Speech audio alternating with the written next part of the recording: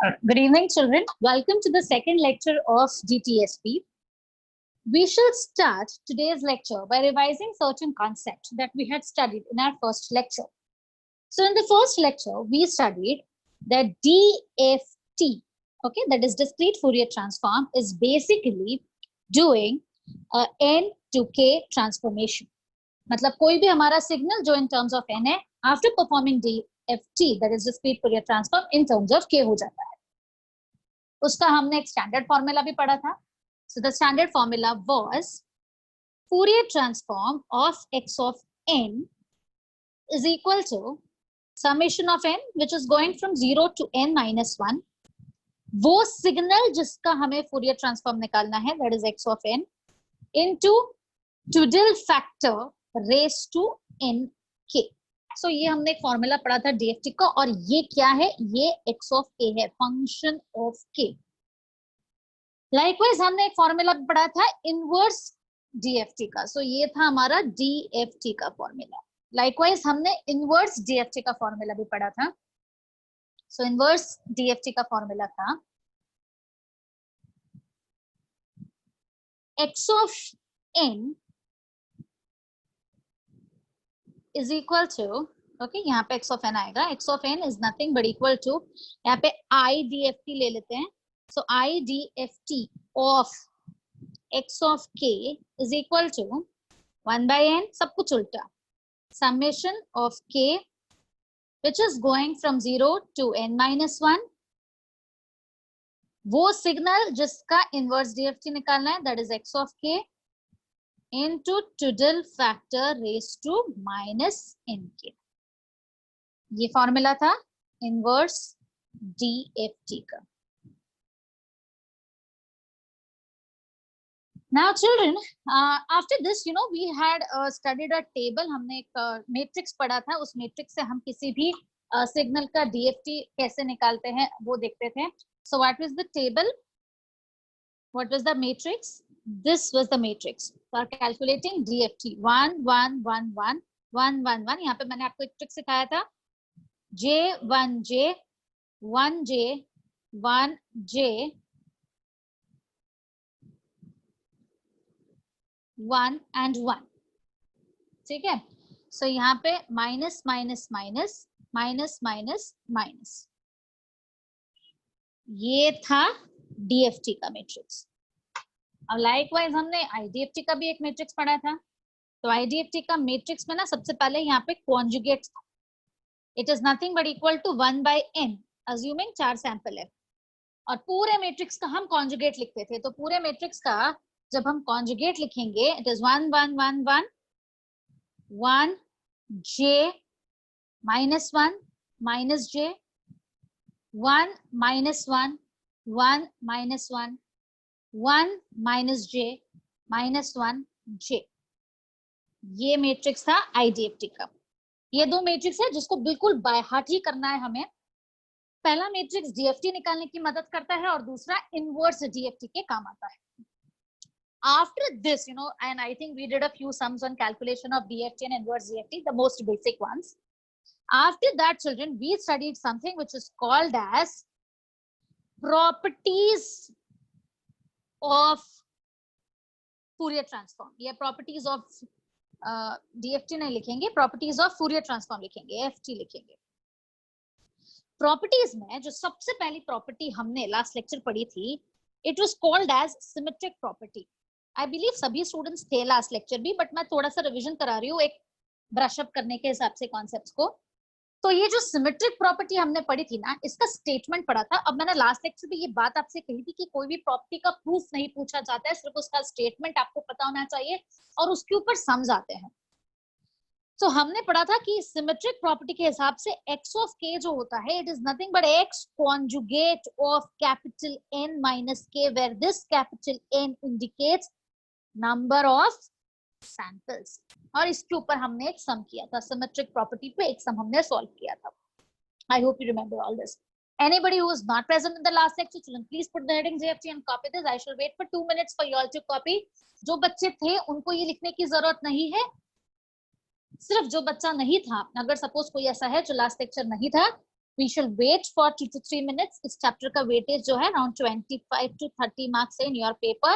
You can just copy this. This was like the most basic thing that we had done last lecture.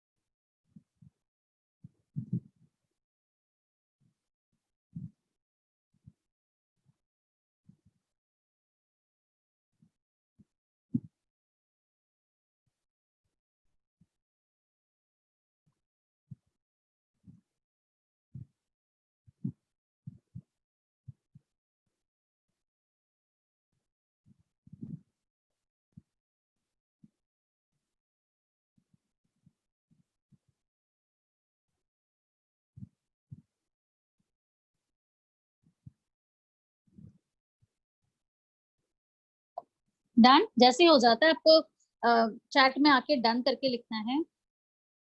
Vighnesh ने कुछ doubt पूछा है, W conjugate. बेटा यहाँ पे ना मैंने माइनस लिखा है, इसका मतलब ही कॉन्जुगेट होता है। आप देखो यहाँ पे जो है मैंने माइनस लिखा है, so that minus sign itself indicates that it is a conjugate. Yeah.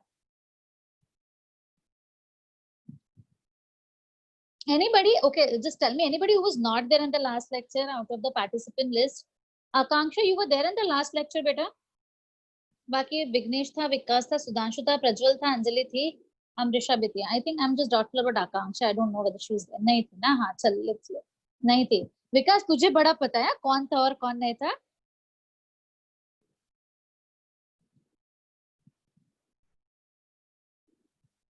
चलो लिख लो फटाफट।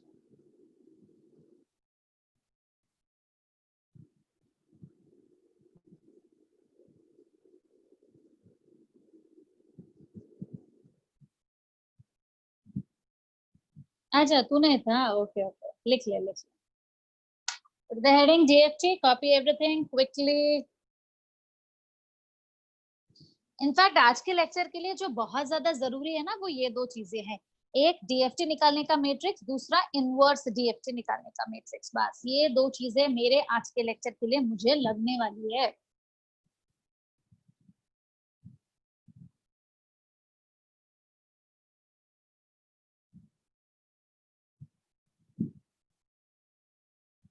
You know, one thing that this online session has taught me, and that is to be extremely punctual.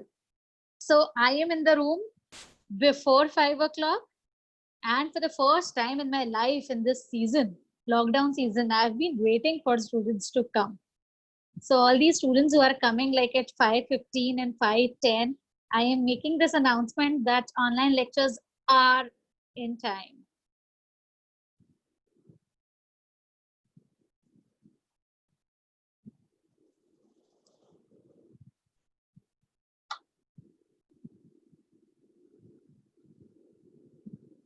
Done children, चले आगे।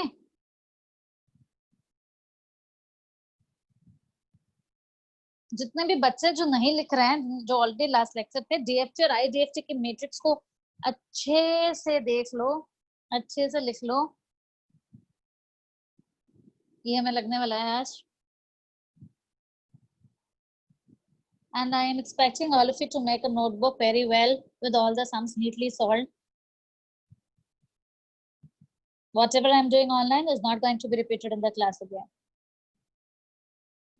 All right, children. So now coming to this next property, which is called as the second property, which is called as circular shifting property. So what exactly is the circular shifting property?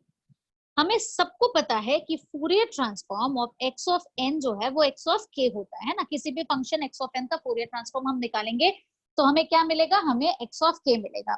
So Fourier transform of x of n is equal to x of k is like a generalized statement. Now according to circular shifting property, Fourier transform of x of n minus l. So this minus l over here is basically indicating the shifting, है ना? ये जो shift है ये minus l indicate करता है. It is nothing but equal to Twiddle factor. क्योंकि यहाँ पे minus l है, हम यहाँ पे लिखेंगे opposite, that is plus l k के साथ into x of k. What is x of k? X of k is nothing but ये x of n का Fourier transform. I repeat children, minus l यहाँ पे shift indicate करता है, तो जब भी Fourier transform of x of n की जगह पे x of n minus l है, तो शिफ्टिंग प्रॉपर्टी के हिसाब से इस माइनस l की वजह से यहाँ पे आएगा एक पॉजिटिव ट्विडल फैक्टर उल्टा into Fourier transform of the remaining signal x of n. Likewise, if you have understood this statement, you know, tell me क्या होगा जब x of n plus l आएगा, यहाँ पे n plus है, तो इस प्लस l की वजह से यहाँ पे जो ट्विडल फैक्टर आएगा उसको माइनस l के आएगा, और बचा हुआ x ऑफ n का Fourier transform x of k. ये ना बिल्कुल लैपलास ट्रांसफॉर्म की प्रॉपर्टी के हिसाब से है. तो लैपलास ट्रांसफॉर्म में भी एक शिफ्टिंग प्रॉपर्टी पड़ी थी, ठीक उसी तरह यहाँ पे Fourier ट्रांसफॉर्म में भी एक शिफ्टिंग प्रॉपर्टी है. नाउ चिल्ड्रन, ये जो माइनस l और प्लस l वाला शिफ्ट है, ये सिग्नल्स में, ये डिस्क्रीट सिग्नल में हम कैसे इंडिकेट करेंगे? तो जब मैं सम करूंगी ना तब और भी आसान हो जाएगा, लेकिन just for the information let us note this point here. दो तरह की शिफ्टिंग होती है, एक होता है लेफ्ट से राइट की तरफ शिफ्ट होना, और दूसरा होता है राइट से लेफ्ट की तरफ शिफ्ट होना. तो जब भी हम अपने सिग्नल को लेफ्ट से राइट की तरफ शिफ्ट करते हैं, वो नेगेटिव साइन से इंडिकेट किया जाता है. तो ये माइनस एल का मतलब होता है कि अपना जो सिग्नल है वो लेफ्ट से राइट शिफ्ट हो रहा है, और जब भी सिग्नल राइट से लेफ्ट की तरफ शिफ्ट होता है तो ये प्लस साइन से इंडिकेट किया जाता है. तो ये जो दूसरा वाला फॉर्मूला है जहां पे शिफ्टिंग मैंने प्लस एल करके इंडिकेट किया है, इसका मतलब मेरा सिग्नल जो है वो राइट से लेफ्ट की तरफ शिफ्ट हो रहा है.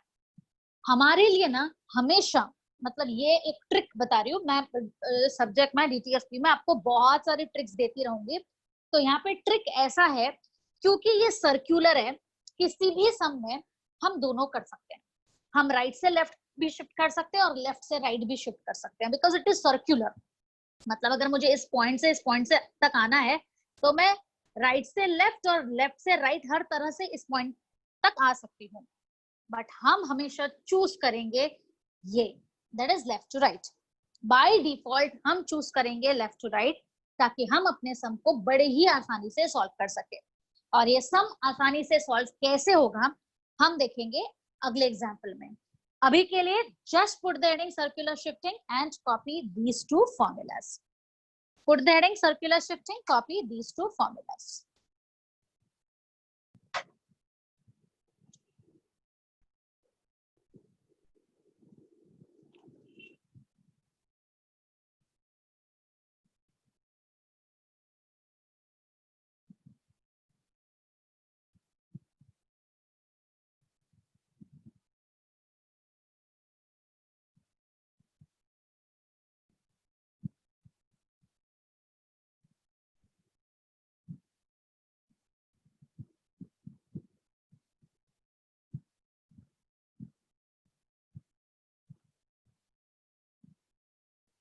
जैसे हो जाता है आपको डन करके लिखना है.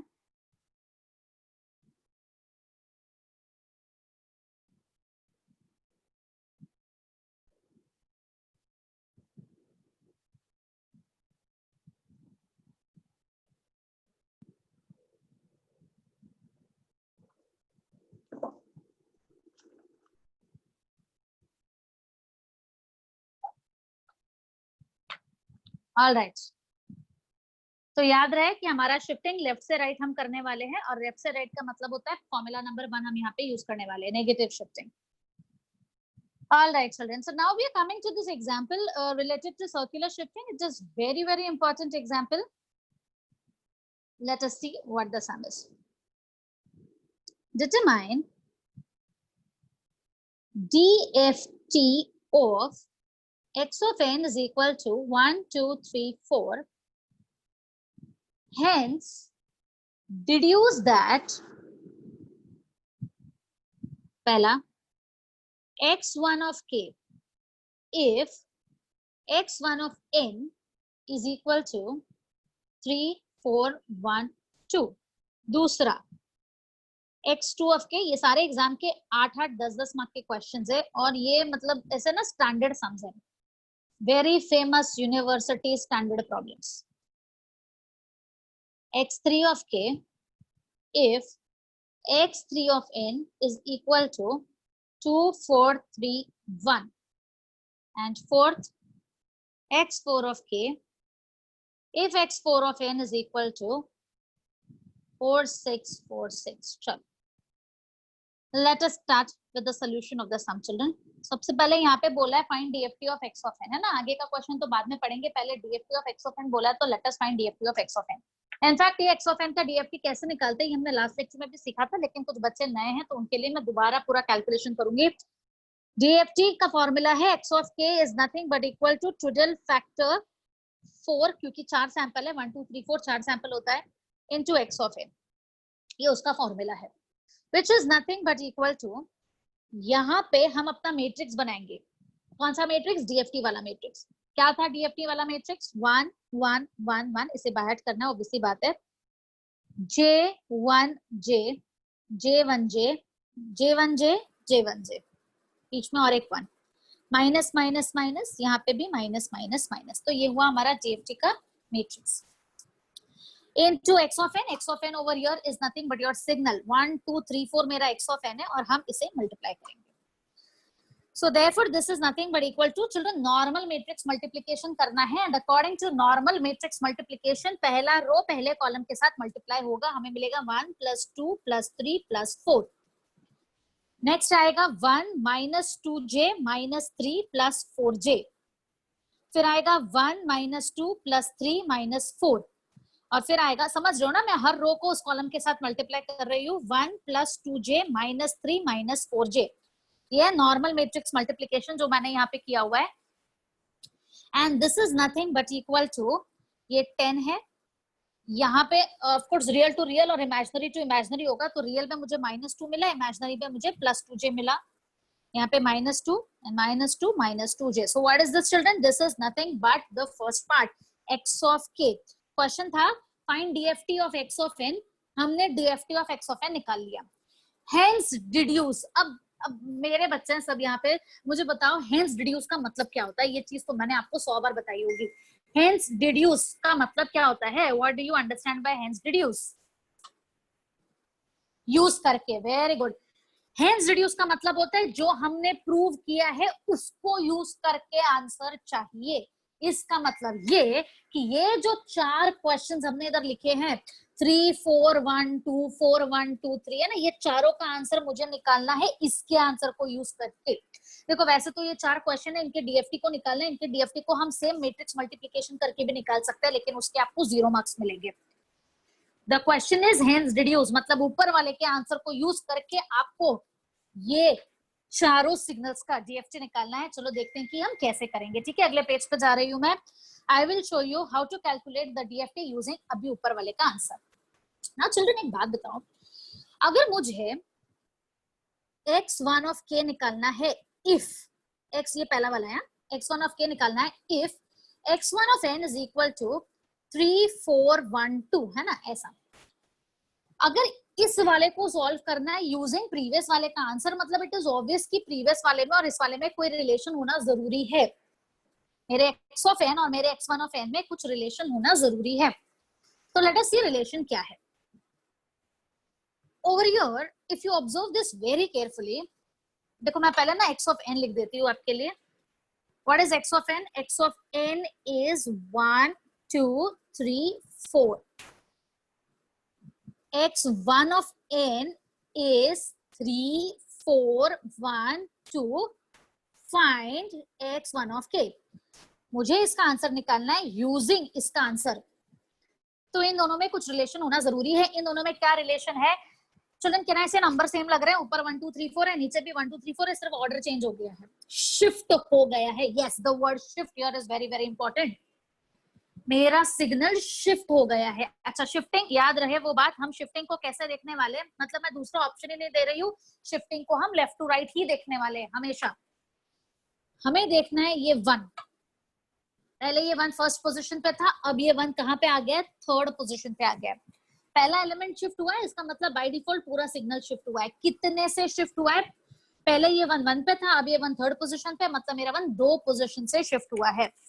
इसका मतलब ये कि हम लिख सकते हैं therefore x1 of n is equal to original signal shifted by 2 samples। ये लाइन जो मैंने लिखी है आप लोगों को समझ में आई है कि नहीं? सिर्फ yes और no में जवाब दीजिए। x1 of n is equal to ऊपर वाला सिग्नल shifted by 2 positions। 2 इसलिए लिखा क्योंकि 2 से शिफ्ट हुआ, और माइनस इसलिए लिखा क्योंकि लेफ्ट टू राइट का शिफ्टिंग हुआ है। चिल्ड्रन ऑब्जर्व दिस, ये लेफ्ट से राइट का शिफ्टिंग हुआ है इसलिए माइनस लिखा है, और हम हर सम में बाय डिफॉल्ट लेफ्ट से राइट का शिफ्टिंग भी पकड़ने वाले हैं। तो ये माइनस इसलिए क्योंकि लेफ्ट से राइट का शिफ्टिंग है, और 2 ये इसलिए क्योंकि 2 यूनिट से शिफ्ट हुआ है। अगर ये लाइन आपने सही लिख दी ना तो आगे का पूरा सम सेट है। नेक्स्ट लाइन में हम करेंगे टेक डीएफटी। टेक डीएफटी कैसे आएगा? देखो x1 ऑफ n का डीएफटी होता है x1 ऑफ k, हम सब ये बात को जानते हैं। डीएफटी का मतलब n का k करना है। And x of n minus 2 का डीएफटी होता है according to circular shifting property twiddle factor, इधर -2 है तो इधर +2 लिखेंगे k के साथ। ये मैंने आपको आज के स्टेटमेंट में सिखाया है। इनटू x ऑफ n का डीएफटी जो है x ऑफ k, और यहाँ पे आप बाय सर्कुलर शिफ्टिंग प्रॉपर्टी ऐसा लिखेंगे तो एग्जामिनर खुश हो जाएगा, मतलब एकदम। आई रिपीट चिल्ड्रन, ये सर्कुलर शिफ्टिंग प्रॉपर्टी का जो मैंने अभी आपको प्रॉपर्टी पढ़ाई है उसी का स्टेटमेंट रेप्लिकेट किया है। यहाँ पे -2 था इसलिए इधर +2 लिखा है, और x ऑफ n जो है उसका DFT is nothing but equal to x of k। बस कुछ नहीं, तो मेरा x of n is nothing but this twiddle factor raise to 2k into x of k। अब यहाँ पे हम करेंगे k इज इक्वल टू 0, मतलब x1 ऑफ 0 है ना, k के अलग अलग वैल्यूज डालने पड़ेंगे, is equal to twiddle factor raise to k के जगह 0 डालोगे तो पूरा 0 हो जाएगा into x of 0, which is equal to, चलो यहीं पे बाजू में लिख देती हूँ, which is equal to what is twiddle factor raise to 0। अब यहाँ पे भी ना मैंने लास्ट टाइम एक ट्रिक बताया था आपको, जो बच्चे नहीं थे उनके लिए दोबारा ये ट्रिक याद रखने के लिए मैं लिख रही हूँ। The trick was something like this, do not forget this tricks. ये बहुत काम की चीजें हैं। एक गोला बनाना है, ये है ट्विडल फैक्टर रेज टू 0, ये है ट्विडल फैक्टर रेज टू 1, ये है ट्विडल फैक्टर रेज टू 2, और ये है twiddle factor raise to 3। Twiddle factor raise to 1 1 होता है, ये -j होता है। ये यूनिट सर्कल समझो, यूनिट सर्कल मतलब ये रेडियस 1 है, ये -1 है, ऊपर वाला j है और नीचे वाला -j है। तो यहाँ पे ट्विडल फैक्टर रेज टू 0 कितना है? 1 है, इनटू x ऑफ 0। भाई x ऑफ 0 का मतलब क्या है? x ऑफ 0 का मतलब है x ऑफ k में k का वैल्यू 0। आओ हम पीछे चलते हैं, x ऑफ k में k का वैल्यू 0, ये मेरा x ऑफ k है जो हमने निकाला था। तो ये x ऑफ 0 हुआ, ये x ऑफ 1 हुआ, ये x ऑफ 2 हुआ, और ये x ऑफ 3 हुआ। x ऑफ 0 कितना है? 10 है, तो x ऑफ 0 10 है। हम यहाँ पे जो है 10 सब्स्टिट्यूट करेंगे, and therefore 1 into 10 is also nothing but equal to 10. I hope this is clear to everyone. ये था k is equal to 0 के लिए। Children, k is equal to 1 के लिए similarly इसी स्टेटमेंट में k is equal to 1 डालना है। कौन से स्टेटमेंट में? बढ़िया सा बॉक्स डाल के उसे मैं अंडरलाइन कर देती हूँ। इसमें k is equal to 1 डालना है, तो जैसे इसमें k is equal to 1 डाला, x1 of 1 is equal to twiddle factor raise to k का वैल्यू 1 डालो, 2 into 1 2 होता है, इंटू x ऑफ k का वैल्यू क्या है? k का वैल्यू 1 है, so x of 1 it is equal to twiddle factor raise to 2। नीचे सर्कल की तरफ देखो, ट्विडल फैक्टर रेज टू 2 कितना है? -1 है, और x ऑफ 1 कितना है? x ऑफ 1 था -2 + 2j, सो देयरफॉर हमें मिला 2 - 2j। आई होप ये कैलकुलेशन यहाँ पे सबको समझ में आ रहा है। अब k is equal to 2 करेंगे, फिर k is equal to 3 करेंगे। For k is equal to 2 क्या आएगा children? x1 of 2 twiddle factor raise to डालो, k का वैल्यू 2, 2 into 2 कितना हो जाएगा? 4 into x of 2 which is equal to। अब आप बोलोगे कि मैडम आपने जो गोला बनाया था उसमें तो ट्विडल फैक्टर रेज टू 3 तक ही था, फिर ट्विडल फैक्टर रेज टू 4 जो चाहिए वो कहाँ से निकालोगे? मैंने लास्ट लेक्चर ये बात बताई थी कि ये गोला ना गोल गोल घूमता है, सर्कुलर है, इसका मतलब 0 1 2 3 और दोबारा यहाँ पे आ जाएगा 4, इसका मतलब जो 0 है वही 4 है। फिर 5 नीचे, फिर 6 बाजू में, तो ये गोल गोल घूमता रहेगा। So total factor is to 4 कितना है? 1 है। एक्स ऑफ 2 कितना है? एक्स ऑफ 2 पीछे वाले सिग्नल में चल के देखते हैं। एक्स ऑफ 2 कितना है? एक्स ऑफ 2 -2 है। सो एक्स ऑफ 2 का वैल्यू जो है -2 मैं यहाँ पे सब्स्टिट्यूट कर रही हूँ और मुझे मिल जाएगा -2। आखिरी x1 of 3 is equal to, बहुत ही सिंपल सा सम है, यहाँ पे 6 आ जाएगा और यहाँ पे 3 आ जाएगा। टोटल फैक्टर इज टू 6 विकास बताएगा। विकास टोटल फैक्टर इज टू 6 कितना है? अभी सिंस बच्चे कम है तो मैं इंडिविजुअली नाम लेके भी क्वेश्चन पूछूंगी, तभी मुझे समझ में आएगा आप लोग सही से सुन रहे हो कि नहीं। टोटल फैक्टर इज टू 6 बता कितना है? Minus, total factor is to 6 -1। Very good. Total factor is to 6 -1 है ना, क्योंकि 4 फिर 5 और ये 6 पे आ गया -1। मैं ना इंडिविजुअली सबके नाम लेकर आप लोगों को क्वेश्चंस पूछने वाली हूँ, ठीक है। इनटू एक्स ऑफ 3 कितना था? -2 -2j, तो ये हो जाएगा यहाँ पे 2 + 2j। आ गया मेरा answer children. Therefore x1 of k जो हमें चाहिए था, है ना, ये x1 ऑफ k चाहिए था, क्या मिला? ये x1 of k 10, 2 - 2j, -2 2 + 2j। DFT निकाल लिया हमने इसका, लेकिन मैट्रिक्स यूज नहीं किया। क्या यूज किया? सर्कुलर शिफ्टिंग प्रॉपर्टी यूज किया। ये वो सिग्नल था जिसमें मेरा सिग्नल 2 यूनिट से शिफ्ट हो रहा था फ्रॉम लेफ्ट टू राइट, इसलिए हमने -2 लिखा। Is this clear to everyone children? Yes या नो में जवाब दो। क्या ये आपको समझ में आया है सबको?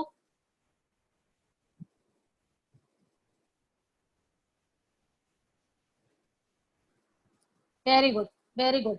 चलो, अभी ये क्वेश्चन में वैसे तो 3 है, हमने अभी तक एक ही सॉल्व किया है। देखो, एक तो डीएफटी कैसे निकाला और हमने ये सॉल्व किया है। अभी सेकंड, थर्ड और फोर्थ करूंगी, सबसे पहले स्टार्ट कॉपिंग।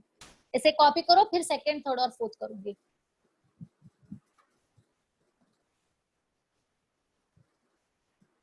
के बाय डिफॉल्ट 0, के का मतलब काउंट होता है। तो जब 4 सैंपल है, जैसे 1 2 3 4, तो 4 सैंपल है, इसका मतलब के जा रहा है 0 2 3। किसी भी 4 सैंपल के सम में के हमेशा जाएगा 0 2 3।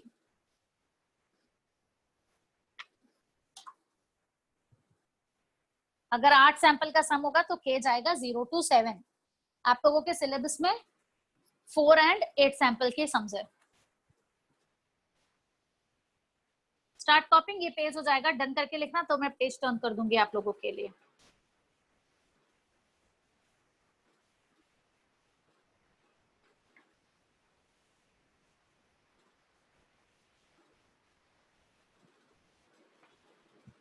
और सो चिल्ड्रन, जो भी स्टूडेंट्स आज अपना एडमिशन कंफर्म करेंगे अब तक, उन सभी स्टूडेंट्स को लेक्चर के वीडियोस मेल में आएंगे, है ना। लेक्चर का जो भी वीडियो होता है आफ्टर द लेक्चर हम स्टूडेंट को मेल बॉक्स में डालेंगे वो, so that the recorded video can be seen by the student multiple number of times for revision purpose.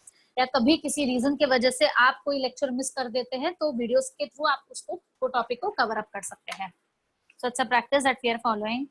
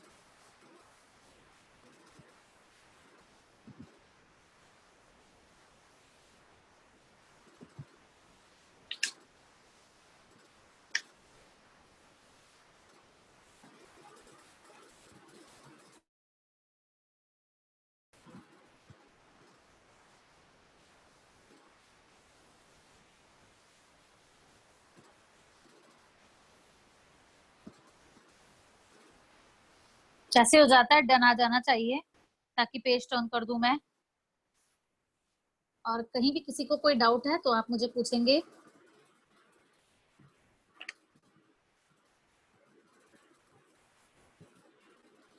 अच्छा, ऑलरेडी 4 लोगों ने डन लिख दिया है क्या? आई एम सो सॉरी बेटा, देखा नहीं मैंने।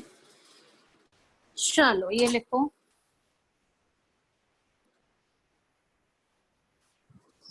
जितना भी मतलब डीएफटी तो एक ऐसा सब्जेक्ट है, मतलब आई एम श्योर आप लोग सब मैथ्स मेरे पास पढ़े हुए हैं, तो मैथ्स की भी हम नोटबुक के अलावा कुछ नहीं करते थे। वैसे डीएफटी के लिए ऑल्सो यू कैन 100% रिलाई। जो मैं नोटबुक में कराऊंगी उसको छोड़कर आपको कुछ भी और देखने की करने की जरूरत नहीं है। 100% whatever is required for your final examination will be done in the class, in the notebook. You will have everything. Don't worry at all.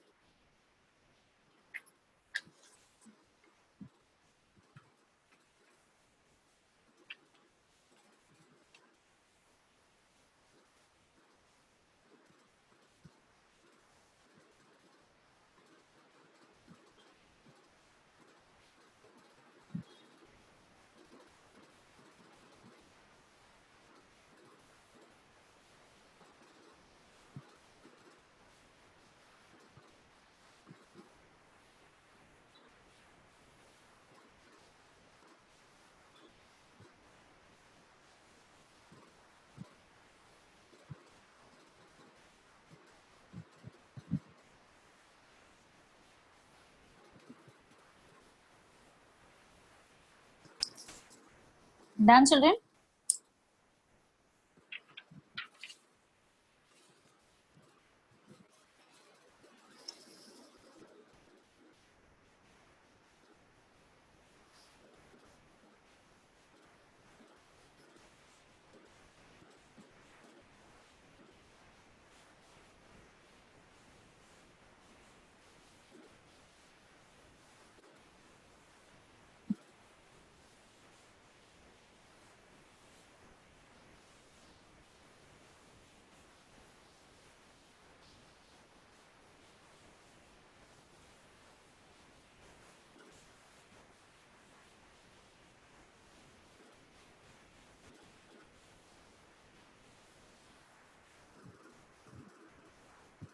All right.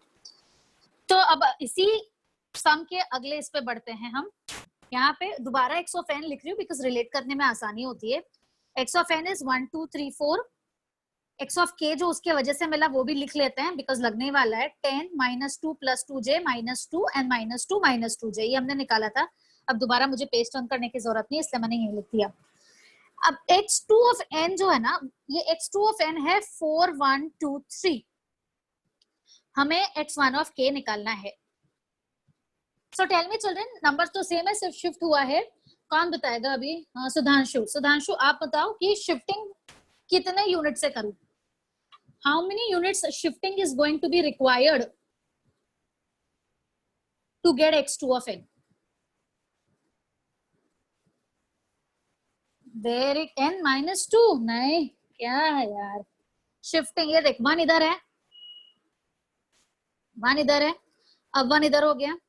पहले फर्स्ट पोजीशन पे था, अभी सेकंड पोजीशन पे, तो कितने यूनिट से shifting हुआ? एक कदम बढ़ेंगे तो हम दूसरा नंबर पे पहुंच जाएंगे, करेक्ट ना? So it is going to be x2 of n is equal to x of n -1. It is shifting by 1 position from left to right. Yes or no? आपको सिर्फ 1 को देखना है, जो पहला नंबर है ना उसको देखना पड़ता है। तो पहले नंबर को 1 यूनिट से शिफ्ट करना है और हम पहुंच जाएंगे। समझ में आया ये आपको? हाँ, वेरी गुड। सो अब अगले स्टेप पे क्या आएगा? Taking DFT on both the sides. So taking DFT on both the sides, x2 of k is equal to, इधर आएगा ट्विडल फैक्टर, ये -1 है, ऊपर +1 आएगा, इनटू k आएगा ऑफ x ऑफ k। बिल्कुल पिछले सम के जैसा कर रही हूँ। फिर k इज इक्वल टू 0 आएगा। k इज इक्वल टू 0 का मतलब क्या होता है? x2 of 0 is equal to twiddle factor raised to k का वैल्यू 0 into x of 0। यहाँ पे नीचे सर्कल बना रही हूँ आप लोगों को रेफरेंस के लिए। twiddle factor raised to 0, twiddle factor raised to 1, twiddle factor raised to 2 and twiddle factor raised to 3। 1 -1 j and minus j। तो twiddle factor raised to 0 is 1, x of 0 is 10, answer मिला 10, k is equal to 1, x2 of 1 is equal to twiddle factor raised to 1, k की जगह 1 डालोगे ऊपर 1 ही आएगा, into x of 1। so minus j into -2 plus 2j which is equal to 2j minus 2j square। ये j square कितना होता है कौन बताएगा? जे स्क्वायर, अंजलि कितना होता है बेटा j square? What is j square? -1, very good. So minus and minus will become plus और इधर आ जाएगा 2. Next is k is equal to 2. If k is equal to 2 क्या आएगा? x2 of 2 which is equal to twiddle factor k का value 2 डालो into x of 2 -1 into -2 कितना मिला? 2 मिला. Last k is equal to 3. x2 of 3 is equal to, I am sure यहाँ पे सबको समझ में आ रहा है, k का वैल्यू 3 डाला into x of 3 मतलब क्या आएगा? j into -2 -2j which is equal to -2j minus and minus plus 2. So therefore final answer x2 of k जो हमको चाहिए था 10, 2 plus 2j 2 and 2 minus 2j. चलन लास्ट लेक्चर में बताया था, दोबारा याद दिला रही हूँ. एक चीज कभी भी याद रखना, आपके सम में ऑफ डीएफटी जो x ऑफ k मिलेगा आंसर में हमेशा अगर एक कॉम्प्लेक्स टर्म है तो कॉन्जुगेट भी रहेगा. If there is a complex term present, the conjugate will also be present. तो यहाँ भी हम देख सकते हैं 2 plus 2j कॉम्प्लेक्स है तो 2 minus 2j उसका कॉन्जुगेट भी यही प्रेजेंट है. आई होप ये सबको समझ में आया है. प्लीज कॉपी डाउन, कॉपी करो. उसी सम का ये सेकंड पार्ट था. सेम वही चल रहा है तो उसका सेकंड पार्ट है ये. टोटल 10 मार्क का क्वेश्चन है इसलिए 4 स्टेप्स है इसमें.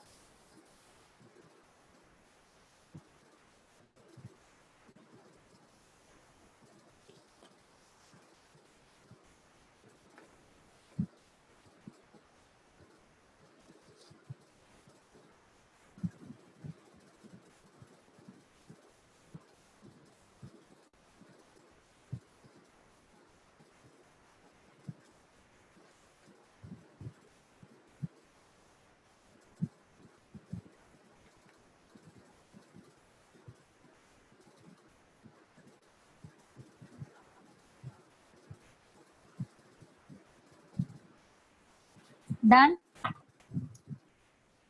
जैसे ही हो जाता है आपको डन लिखना है.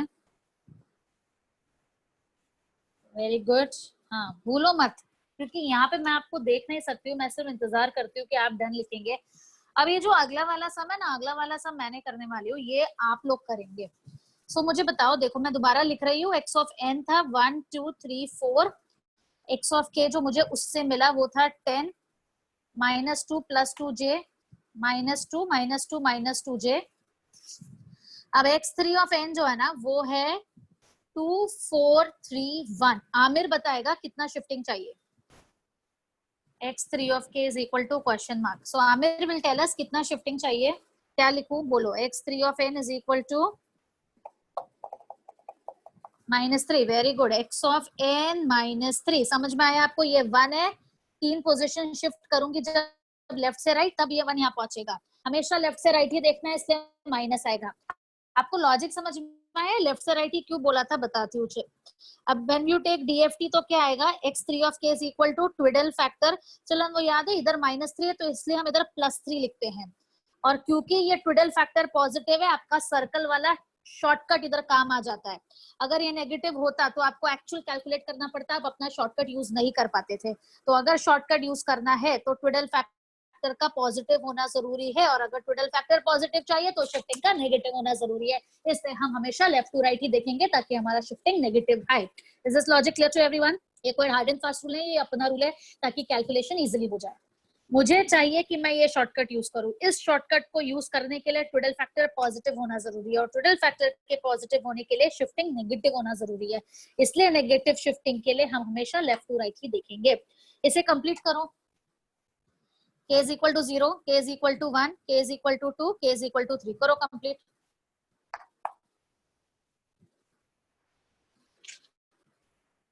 हमेशा पहले एक को नहीं देखना होता है, हमेशा जो भी पहला नंबर होता है उसको देखना होता है, जो भी हमेशा पहला नंबर होता है उसको देखना होता है बस।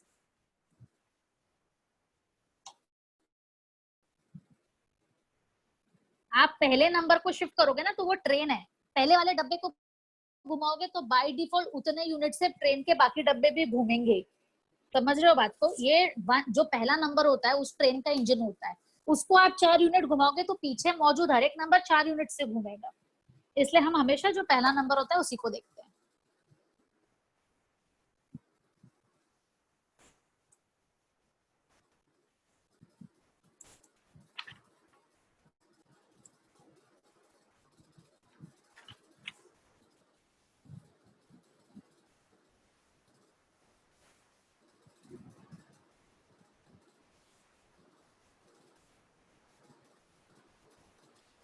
कर रहे हो ना सॉल्व?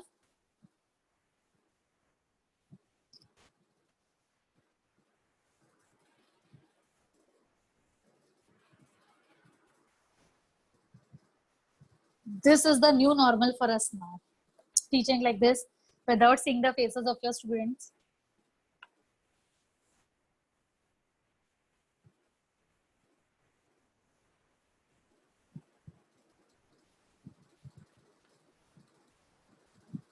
जम रहा है सबको?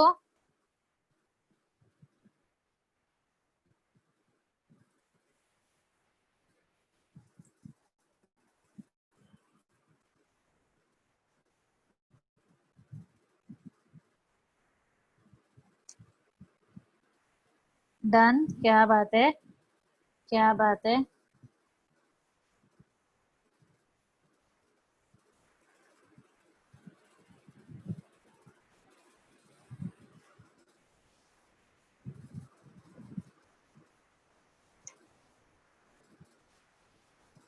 चेक करते जाओ, मैं भी लिख ही रही हूँ आप लोगों के लिए, तो चेक कर लो, जो मिला है वो सही है, सेम है।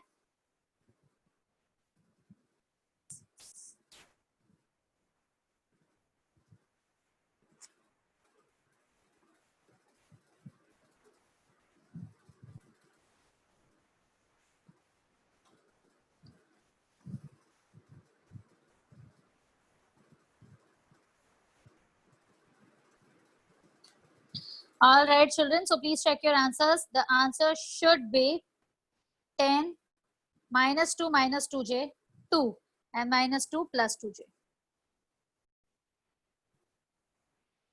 How many of you got the same answer?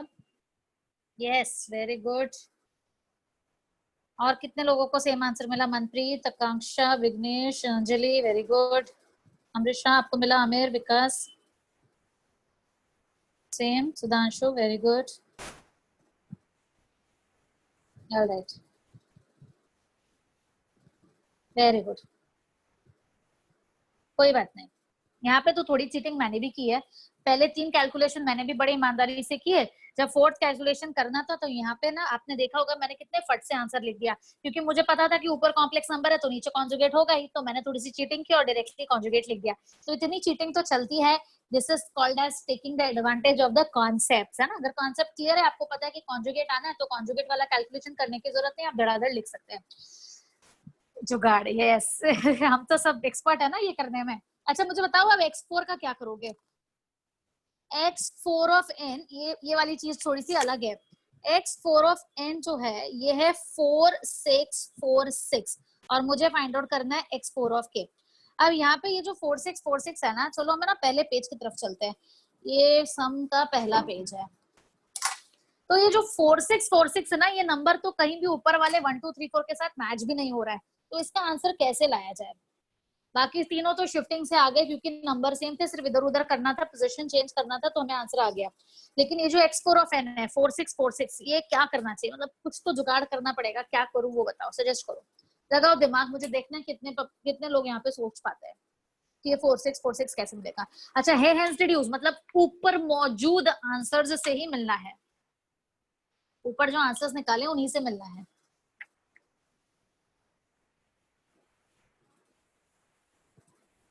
Yes yes, use only for not possible. बेटा यहाँ पे हेंस डिड्यूस का मतलब ही है कि आप डायरेक्टली ये मैट्रिक्स यूज करके डीएफटी नहीं निकाल सकते हैं। You can not use this matrix and calculate DFT, आपको ऊपर वाले आंसर को यूज करके ही कैलकुलेशन करना पड़ेगा। तो ये 4646 कैसे मिलेगा, सोचो, anybody?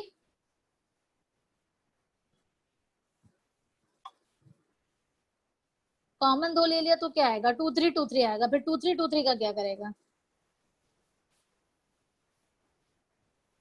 Children, if you observe these two questions, this two questions, which two, this and this, दोनों के सिग्नल को ऐड करो जरा, कितना आता है? 1 plus 3 4, 2 plus 4 6, 3 plus 1 4, 4 plus 2 6, मतलब can I say x4 of n is nothing but equal to x of n plus x1 of n? ये समझ में आया मैंने क्या बोला यहाँ पे? हमारा x4 ऑफ n क्या है, सर्कुलर शिफ्टिंग प्रॉपर्टी तो यूज ही नहीं हुई है यहाँ पे, ये x ऑफ n और x1 ऑफ n का एडिशन है, लिनियरिटी प्रॉपर्टी यूज होगी यहाँ पे। x ऑफ n और x1 ऑफ n को जोड़ेंगे तो x4 ऑफ n मिलेगा। अगले लाइन पे मैं लिखूंगी take DFT on both the sides. So if you take DFT on both the sides, x4 of k जो हमको चाहिए वो है x of k plus x1 of k। x of k है 10 -2 + 2j -2 -2 -2j plus x1 of k है, x1 of k वहां से निकाल लो जहां से आपने x1 ऑफ k कैलकुलेट किया है। चलो हम चलते हैं x1 ऑफ k के तरफ। कितना था हमारा x1 ऑफ k? हमारा x1 ऑफ k था, ये था ना x1 ऑफ k, हमारा x1 ऑफ k था 10 2 -2j -2 2 + 2j 10 2 -2j -2 2 + 2j which is equal to 10 and 10 20, -2 + 2 cancel हो जाएगा, 2j -2j भी कैंसिल हो जाएगा, 0 -4 और ये भी 0। So this is nothing but x4 of k। Is this clear to everyone children? समझ में आया? ये थोड़ा सा हटके था, थोड़ा सा डिफरेंट था। सर्कुलर शिफ्टिंग ऑब्वियसली बात है यहाँ पे यूज नहीं होना था बिकॉज 4646 नंबर्स तो सेम थे नहीं। तो हमने क्या किया, ऊपर वाले क्वेश्चन को और अच्छे से देखा और देखा कि कौन से दो सिग्नल के एडिशन से हमें ये मिल सकता है। Please come to the chat section to let me know if you have understood this children. Please come to the chat section to let me know if you have understood this. Yes very good, चलो copy कर लो, copy कर लो। यहाँ पे होता है हमारा पहला सम खत्म, कॉपी करो।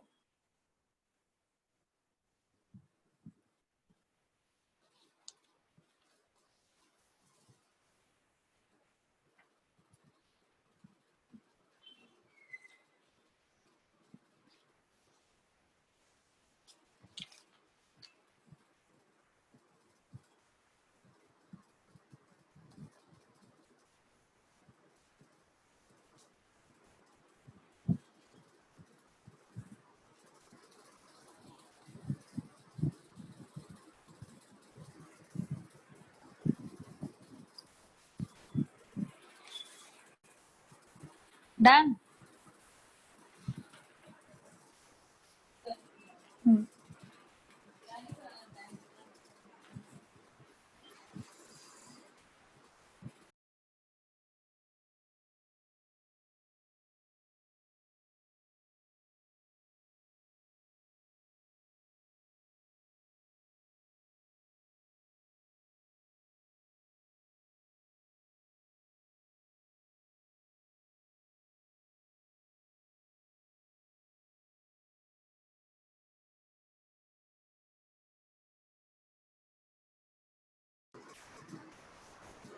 डन, चलो।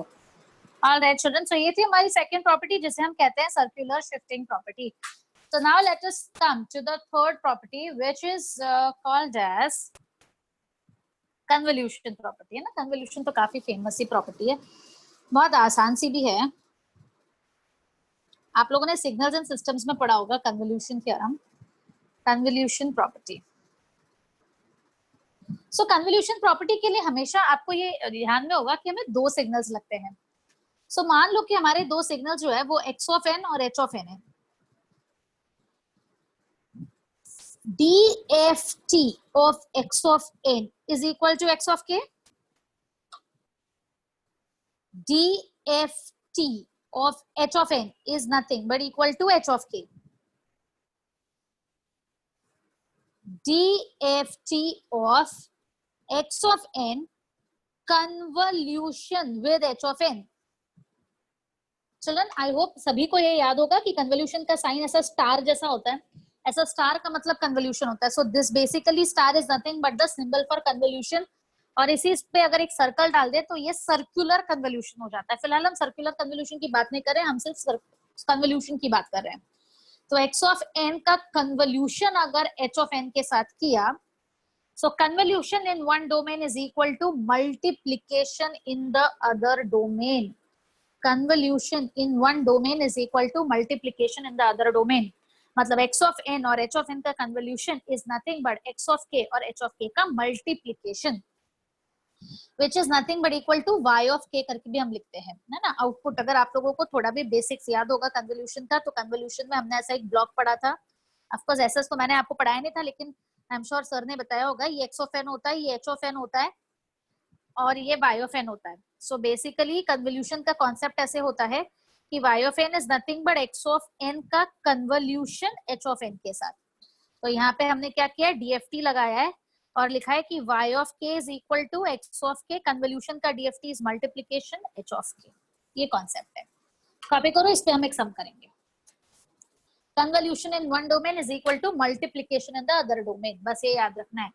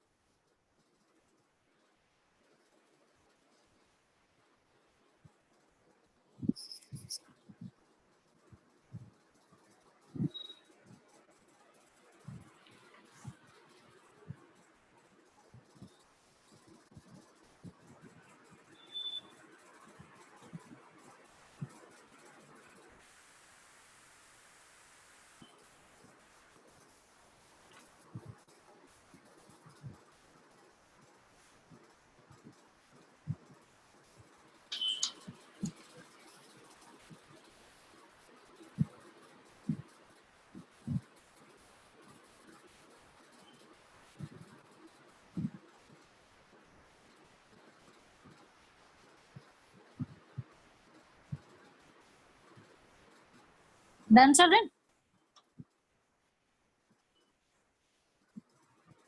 Yeah. और तो ना मुझे ऐसा लगता है कि सिंस DFT में बहुत सा मतलब अगर आप चाहो तो हमें ना नेक्स्ट वीक से हफ्ते में 2 बार लेक्चर रख सकते हैं। Like we can keep a lecture twice a week. Reason बताती हूँ, ऑनलाइन लेक्चर्स का एक लिमिटेशन है कि आप लेक्चर को ना बहुत ज्यादा नहीं खींच सकते हो। मैक्सिमम 2 आवर्स, 1.5 से पौने 2 घंटा बच्चे का लिमिटेशन होता है। 1.5 से पौने 2 घंटे के ऊपर हम नहीं पढ़ा सकते हैं, because it is very difficult to catch on your concentration when you are so फार।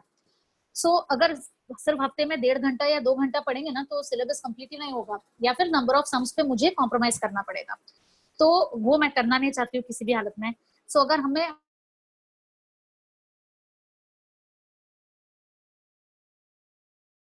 पौने दो घंटे के 2 lectures with you and we can do more number of problems. I am sure you will have no objection. So 2 times in a week I think, या we can meet up, because maths अभी जो मैं ले रही हूँ M3 का 3 times a week ले रही हूँ मैथ्स में। तो ऐसा हो गया कि अभी ऑलमोस्ट 1-1.5 महीने से हमारे एक महीना हो गया लेक्चर स्टार्ट करके और मेरा 50% सिलेबस कंप्लीट हो गया। तो 1.5 घंटा पौने 2 घंटे तक पब्लिक एंजॉय करता है, उसके बाद कॉन्सेंट्रेट करना बहुत मुश्किल हो जाता है। सो अभी हम DTSP भी नेक्स्ट वीक से ना ट्वाइस अ वीक डाल दूंगी मैं। एक तो मंडे है, दूसरा मोस्टली सैटरडे डालूंगी। आई विल जस्ट चेक कि आपका सैटरडे कुछ और है क्या, अगर है तो फिर कोई और दिन ढूंढेंगे, but I will make it twice a week. Okay. So now children, coming on to the problem of convolution theorem. अच्छा, कुछ बच्चों ने yes okay मैम करके लिखा है और कुछ बच्चों ने यहाँ कुछ लिखा ही नहीं है। So for me silence is acceptance. तो जो बच्चे चुप है, मैं एक्सेप्ट कर रही हूँ कि आप भी हाँ ही बोल रहे होंगे. So I am assuming that it is a yes from your side also. Yeah. All right. So now coming to the problem of convolution, है ना, convolution पे सम करना है. चलो ठीक है. हाँ, सैटरडे गेट रहता है. मुझे बोलने के बाद याद आया, टेंशन मत लो यार, क्लैश नहीं होने दूंगी मैं. चलो, if x of n, if 1 second, I don't know why is this pen not writing. If x of n is equal to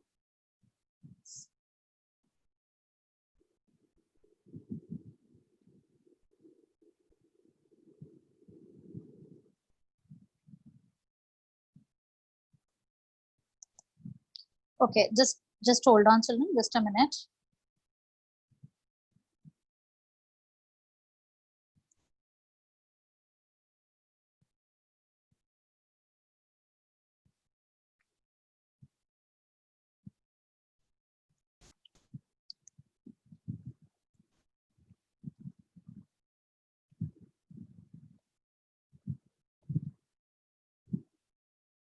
scribble कर रही हूँ तो बाहर है, लेकिन जब लिखने की कोशिश कर रही हूँ तो एक मिनट. हाँ, if x of n is equal to sine of n pi by 2, where n is equal to 0, 1, 2 and 3. अब क्योंकि सम कन्वोल्यूशन पे दो सिग्नल डिफाइन हो गए, ये x of n डिफाइन हो गया और h of n भी डिफाइन करेंगे. h of n is equal to 2 raised to n,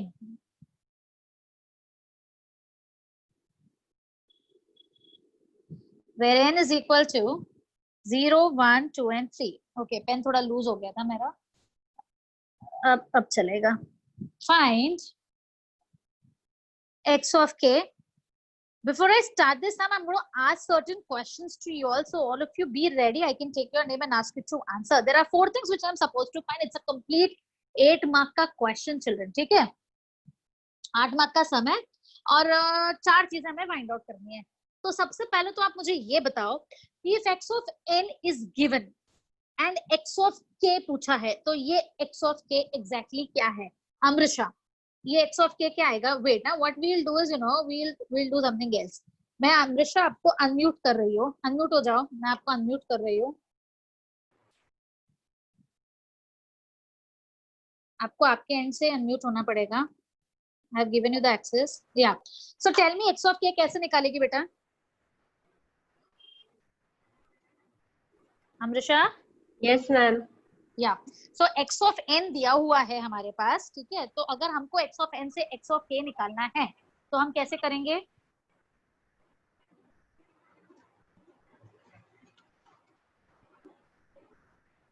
मुझे बताओ, x of n पे हम DFT लगाएंगे तो x of k आएगा, करेक्ट है? हाँ.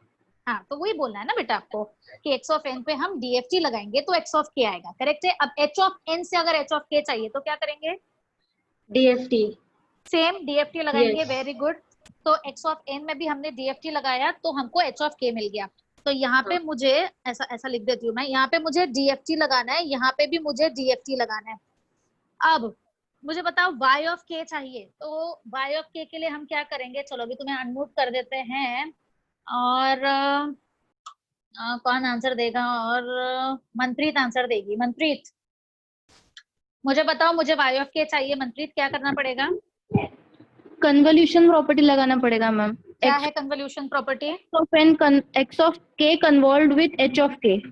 x of k multiplied with h of k, correct? तो कन्वोल्यूशन प्रॉपर्टी का मतलब ये होता है कि दोनों सिग्नल जो हमें मिले हैं हमें इधर मल्टीप्लाई करने पड़ेंगे, करेक्ट है? अब ये जो अगला वाला क्वेश्चन है थोड़ा ट्रिकी है, एकदम सोच के सही जवाब देना. मुझे y of n चाहिए. y of n कैसे मिलेगा? y of n कैसे मिलेगा? मनप्रीत, y of n कैसे मिलेगा? एनीबॉडी, y of n कैसे मिलेगा? Very good, very good, very good. Children, y of k है ना अपने पास, तो y of k का IDFT करेंगे तो y of n मिलेगा. Excellent, excellent. देखो सिंपल सा लॉजिक याद रखना है, एन से के चाहिए हमेशा डीएफटी लगाओ, और के से एन चाहिए तो आई डीएफटी लगाओ, ये चीज याद रखने का। अगर एन से के चाहिए तो डीएफटी लगाया, एच ऑफ के मिला, डीएफटी लगाया, एच ऑफ के मिला। वाई ऑफ के तो हमें पता है दोनों का मल्टीप्लीकेशन है, और वाई ऑफ एन के लिए वाई ऑफ के का आई डीएफटी लगाना पड़ेगा। तो यहाँ पे मैट्रिक्स, सेकंड वाले पे भी मैट्रिक्स, थर्ड वाले पे दोनों का मल्टीप्लीकेशन, और फोर्थ वाले के लिए inverse DFT, that is I DFT करना पड़ेगा। Children please come to the chart section. सबसे पहले to let me know if you have understood the problem. Solve तो हम आगे करेंगे, लेकिन करना क्या है वो समझ में आ गया आप लोगों को? यस मतलब एक होता है ना कि सम देखकर इसके साथ ऐसा ऐसा ऐसा ऐसा होने वाला है, वो नहीं। एच ऑफ एन और एक्स ऑफ एन को डायरेक्टली मल्टीप्लाई करके वाई ऑफ एन नहीं आता है विकास। एक्स ऑफ एन का कन्वोल्यूशन एच ऑफ एन के साथ जो करेगा तो तुझे वाई ऑफ एन मिलेगा। अब कन्वोल्यूशन करना तो हमें आता नहीं है, मैंने अभी सिखाया नहीं है, तो इसलिए हमें क्या करना पड़ेगा, हमें एक सिंपल सा लॉजिक यूज करना पड़ेगा कि अगर मेरे पास y ऑफ के है तो ये y ऑफ के का हम सिर्फ आईडीएफटी निकालेंगे तो y ऑफ n मिल जाएगा, है ना, एकदम सिंपल है, आईडीएफटी निकालना हमें आता है। तो हम बिल्कुल सेम चीज करने वाले हैं यहाँ पे। Now children coming to the solution part of it, right? So let us start. कैसे करेंगे? सबसे पहले ना यहाँ पे मुझे आप लोगों की मदद लगने वाली है। x of n is equal to sine of n pi by 2। अब ये जो sine of n pi by 2 है ना, हम n के अलग अलग वैल्यू सब्स्टिट्यूट करने वाले हैं। Sine of n pi by 2, पहला n इज इक्वल टू 0, फिर n इज इक्वल टू 1, फिर n इज इक्वल टू 2, फिर n इज इक्वल टू 3। यहाँ पे दिया है n का वैल्यू 0 to 3 जा रहा है। अब जैसे ही n इज इक्वल टू 0 डाला, साइन 0 कितना होता है, साइन 0, साइन 0 0 होता है। जैसे ही n इज इक्वल टू 1 डाला, ये हो गया साइन ऑफ पाई बाय 2, कितना होता है साइन पाई बाय 2, 1 हो गया। जैसे ही n इज इक्वल टू 2 डाला, ये हो गया साइन ऑफ पाई, कितना होता है, 0 होता है। और जैसे ही n इज इक्वल टू 3 डाला, ये हो गया साइन ऑफ 3 पाई बाय 2, कितना होता है, साइन 3 पाई बाय 2 माइनस 1। तो इसका मतलब मेरा x ऑफ n कितना है, 0 1 0 माइनस 1। चिल्ड्रन ये x ऑफ n को यूज करके मैट्रिक्स मेथड से सबसे पहले मुझे x ऑफ k निकाल के दो। मैट्रिक्स मल्टीप्लिकेशन करो, डीएफटी का मैट्रिक्स लो और मुझे x ऑफ k निकाल के दो। स्टार्ट। ये x ऑफ n लो और अपना जो मैट्रिक्स है डीएफटी का वो मल्टीप्लाई करके x ऑफ k निकाल के दो। So that's going to be the first part.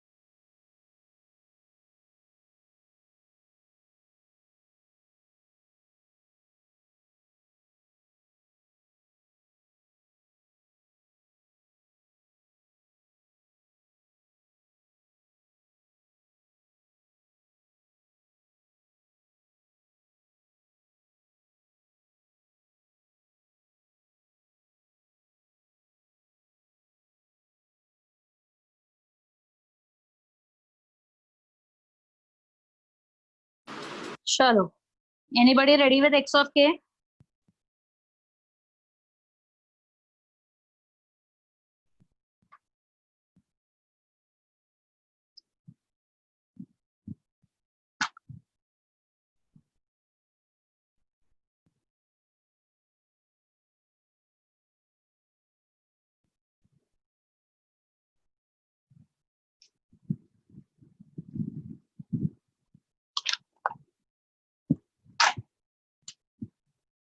हाँ, नॉर्मल मैट्रिक्स मल्टीप्लिकेशन करना है।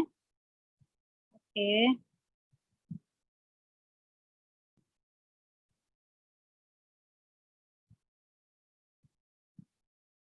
ओके, 0 1 0 माइनस 1, ठीक है।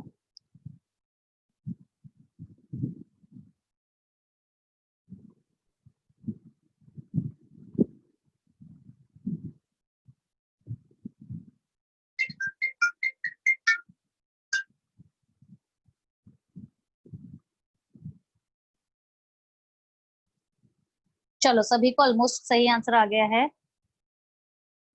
0 1 0 -1। जब यहाँ पे मैं मैट्रिक्स मल्टीप्लीकेशन करूंगी तो पहला आएगा 0 + 1 + 0 -1, फिर आएगा 0 -j 0 -j, फिर आएगा 0 -1 0 1, फिर आएगा 0 j 0 j। Children, your answer should be 0 -2j 0 and 2j। Conjugate यहाँ भी दिख रहा है मुझे। x of k है, सभी को मिला ये x of k।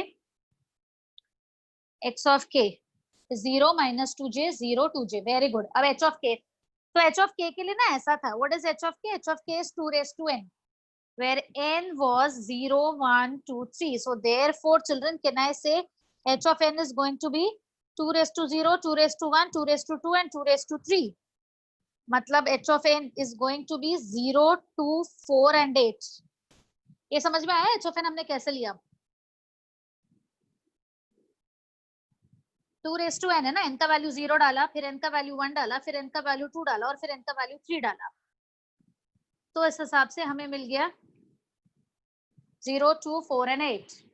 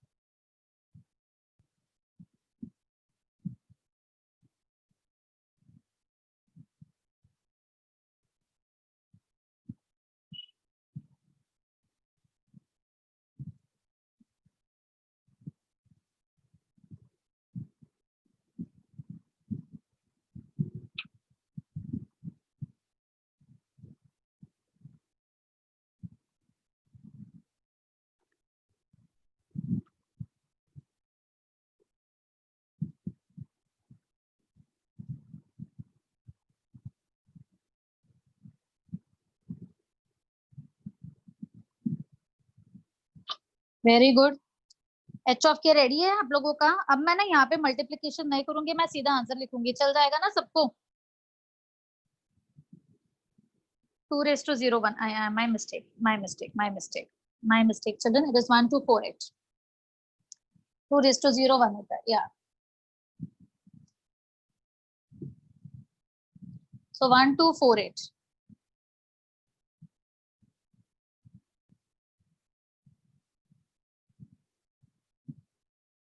रेडी?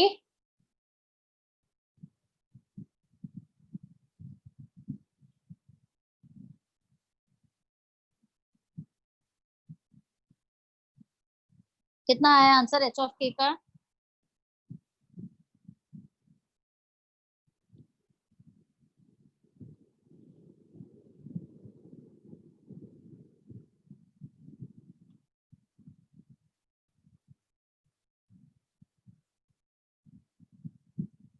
पहला is going to be addition 15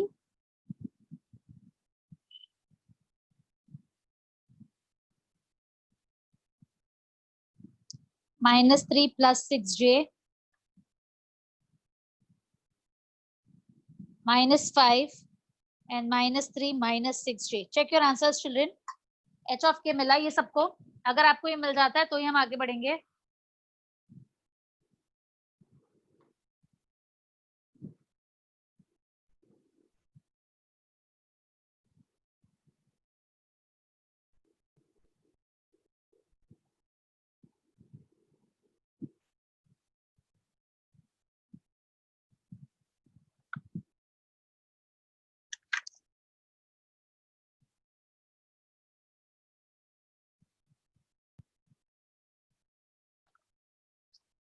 आ गया सबको ये h of k?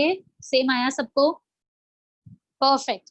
चिल्ड्रन अब है ना हम थर्ड वाले क्वेश्चन की तरफ बढ़ते हैं। देखिए I am going back to the previous question. हम पहले स्टेप पे आ चुके हैं, x of k और h of k हमारे पास है। अब हमें चाहिए y of k। What is y of k? Simple याद रखना है, y of k is x of k and h of k का मल्टीप्लीकेशन। तो यहाँ पे हम करेंगे multiplication of both the terms. Therefore y of k is equal to x of k into h of k, which is equal to x of k. क्या था x of k? 0 minus 2j, 0 and 2j.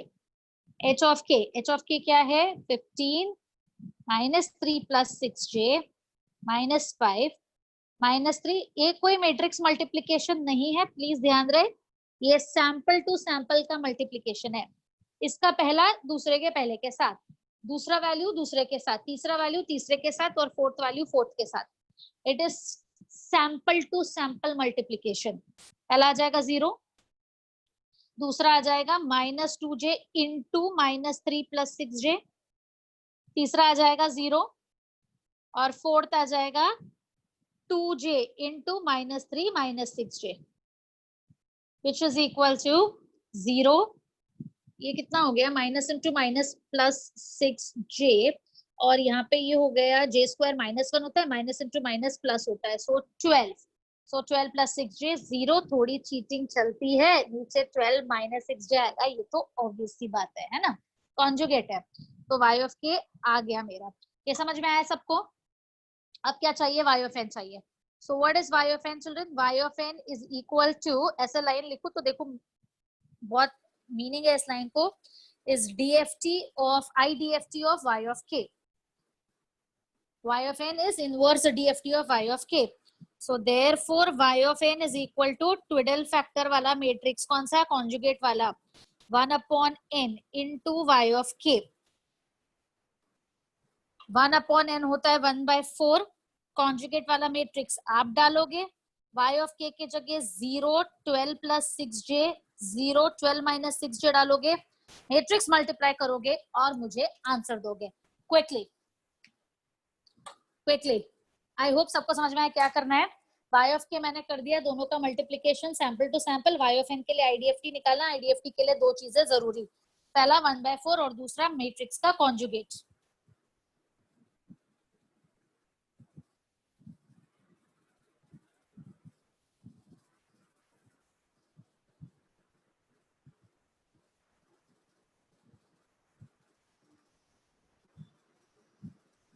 चलो ये जो लिख दिया मैंने, आपको सिर्फ मल्टीप्लाई करना है और आंसर तक पहुंचना है. Multiply and give me the answer.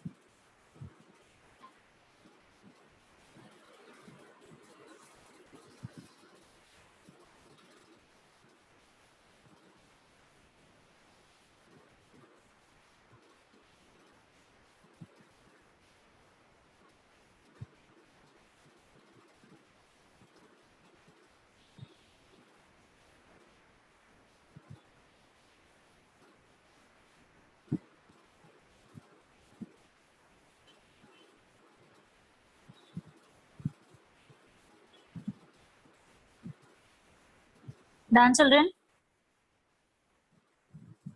Chat section में आओ, आंसर बताओ. किधर गायब है सब पब्लिक? चलो चलो फटाफट. 2-0 है यार, मतलब आंसर एकदम धड़ाधड़ आना चाहिए.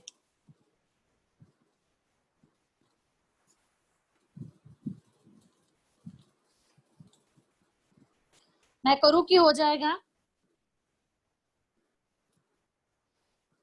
नॉर्मल मैट्रिक्स मल्टीप्लिकेशन करना है आप लोगों को यहाँ पे।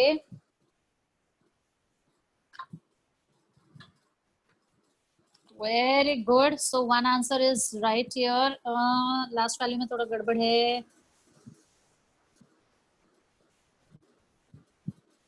वेरी गुड, अंजलि करेक्ट, आकांक्षा करेक्ट, अमृषा पार्शियली करेक्ट। आपके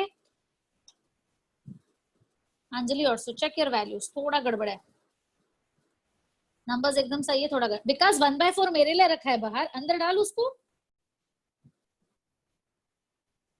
बिकॉज तू ना इंटेलिजेंट हो गया अचानक से, सब आंसर्स एकदम सही आ रहे हैं यार तुझे, बादाम वादाम खाना शुरू किया है लगता है। सिर्फ 1/4 को अंदर डालो, बाकी पूरा सही है। तारीफ कर दी तो गड़बड़ कर दी, बिकॉज 12/4 3 होता है कि 2 होता है? लास्ट वैल्यू चेक करो अपना।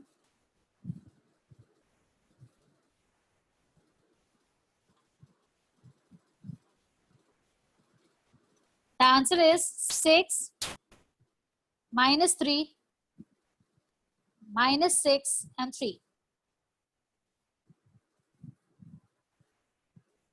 चेक कर लो अपना answers children. 6 -3 -6 and 3. Most of you got this answer. कुछ लोगों को इधर उधर थोड़ा माइनस प्लस का गड़बड़ हुआ है, चेक कर लो। दैट माइनस प्लस गड़बड़ can always be resolved.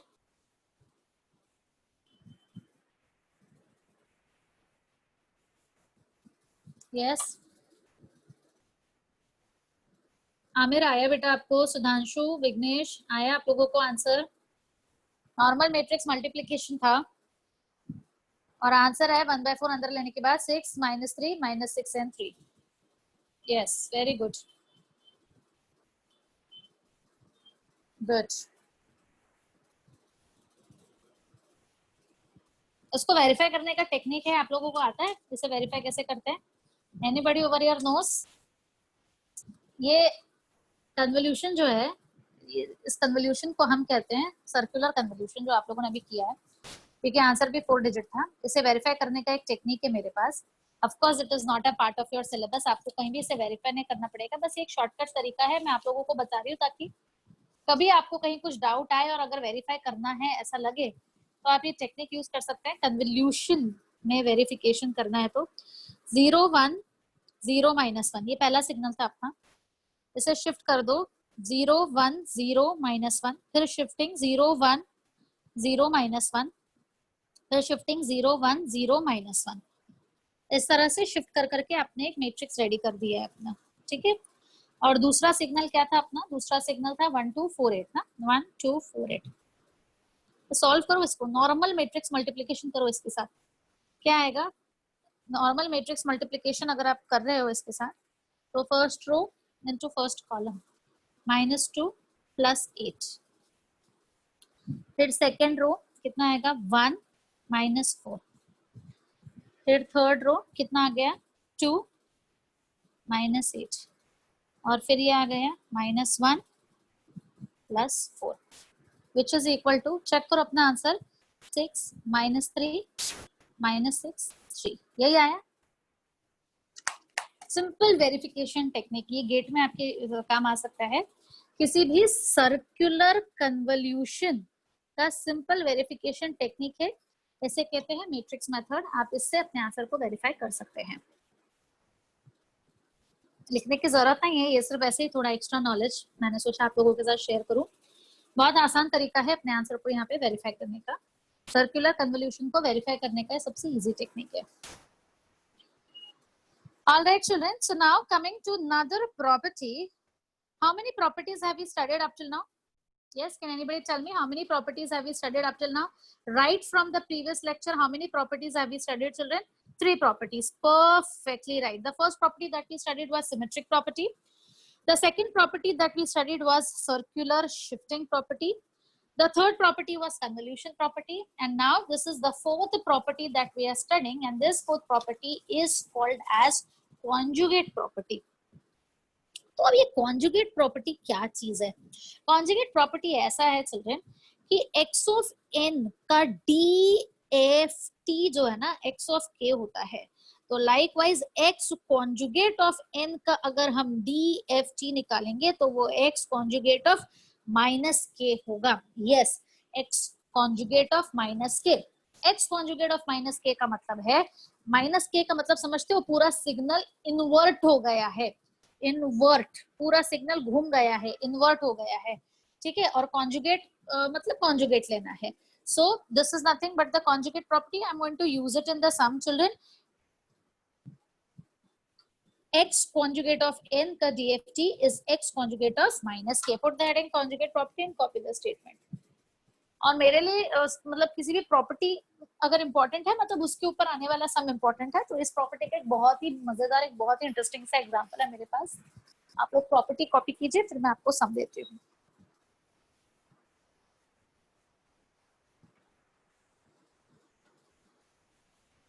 x conjugate of n का DFT is x conjugate of minus k. इस सब्जेक्ट में बहुत सारे शॉर्टकट टेक्निक्स है जो मैं आपको दूंगी, आपको आंसर्स वेरीफाई. मैंने अपना मास्टर्स किया है DTSP में, ये एक सब्जेक्ट में मैंने पूरा मास्टर्स किया है, तो हम लोगों ने बहुत काम किया है इसमें, बहुत सारे ट्रिक्स, बहुत सारे शॉर्टकट टेक्निक्स सीखे हैं मास्टर्स में. ऑफ कोर्स उसको बहुत टाइम हो गया, 2012 की बात है, 8-10 साल पहले की बात है, बट काफी सारे ट्रिक्स मुझे याद है और मैं जैसे जैसे टाइम आएगा मैं आप लोगों को बताते जाऊंगी. बहुत मजा आएगा पढ़ने में ये. डन चिल्ड्रन, सम करें.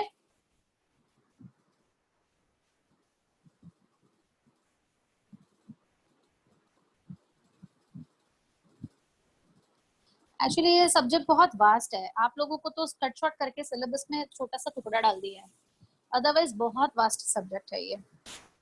As far as your syllabus is concerned, it's very little portion you have.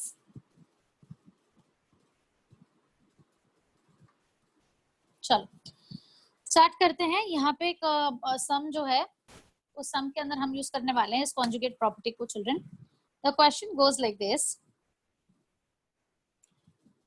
Find DFT of x of n which is equal to 1 plus 5j, 2 plus 6j, 3 plus 7j, 4 plus 8j. ये एक signal है, 4 sample दिए हुए हैं, मुझे इसका DFT निकालना है. यूजिंग अबाउ रिजल्ट, और स्पेसिफिकली बोल रहा है एंड नॉट अदरवाइज, इसका आंसर यूज करके ही नीचे के 2 आंसर्स निकालने हैं. फाइंड DFT ऑफ पहला x1 ऑफ n जो है 1 2 3 4. मुझे तो इसका आंसर भी बैट हो गया है, आई एम श्योर आपको भी हो गया है. 10 -2 + 2j -2 -2j. लेकिन ये हमें ना मैट्रिक्स से नहीं करना है, ऊपर वाले का आंसर निकाल के करना है. And x2 of n is equal to 5 6 7 8. तो क्वेश्चन में 3 चीजें पूछी है, 10 मार्क का समय है. क्वेश्चन में 3 चीजें पूछी है. अच्छा, यहाँ पे ना DTSP में एक बड़ी मजेदार चीज है, या तो 5 मार्क या 10 मार्क. अपना मैथ जैसे 4 मार्क 6 मार्क ऐसा 8 मार्क ऐसा नहीं आएगा, सीधा 10 मार्क का प्रॉब्लम आएगा. तो मिला तो पूरा 10, नहीं मिला तो 0. Find the DFT of x of n. x of n दिया है, सिग्नल दिया है, अपना DFT निकालना है. DFT निकालना है यूजिंग मैट्रिक्स मेथड. DFT निकालेंगे, फिर आगे देखते हैं क्या करना है. So let us calculate DFT children first. DFT calculate करो, क्या आएगा. x of k is nothing but twiddle factor 4 वाला into x of n. Matrix बनाओ. यहाँ पे सिग्नल है 1 + 5j, 2 + 6j, 3 + 7j, बिना कोई गलती किए 4 + 8j. Do the matrix multiplication. चलो and give me the answer. Do the matrix multiplication and give me the answer. 1 1 1 1 1 1 1 j 1 j. I'm sure ये भी अब सबको बैठ हो गया होगा. चलो मैट्रिक्स मल्टीप्लिकेशन करो और मुझे आंसर दो. तो ये तो हुआ नॉर्मल DFT, और फिर इसको यूज करके नीचे के 2 कैसे करने हैं वो मैं आपको बताऊंगी, उसमें ट्रिक है.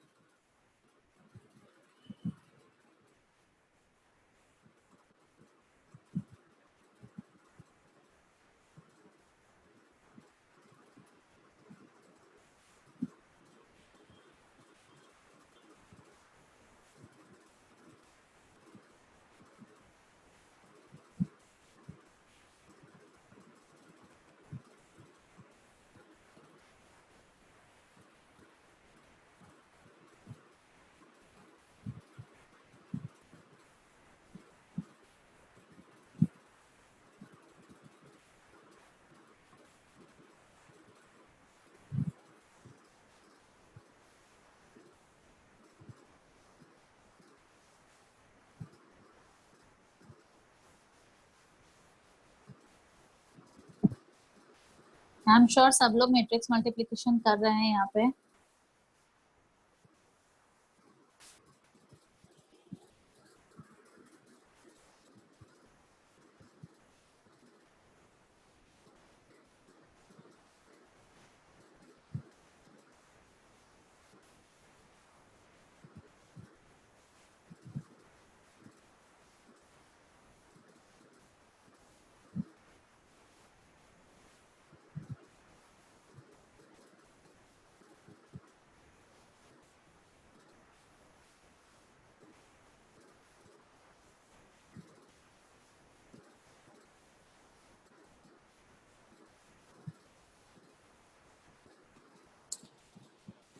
Are you guys ready with the answer, children?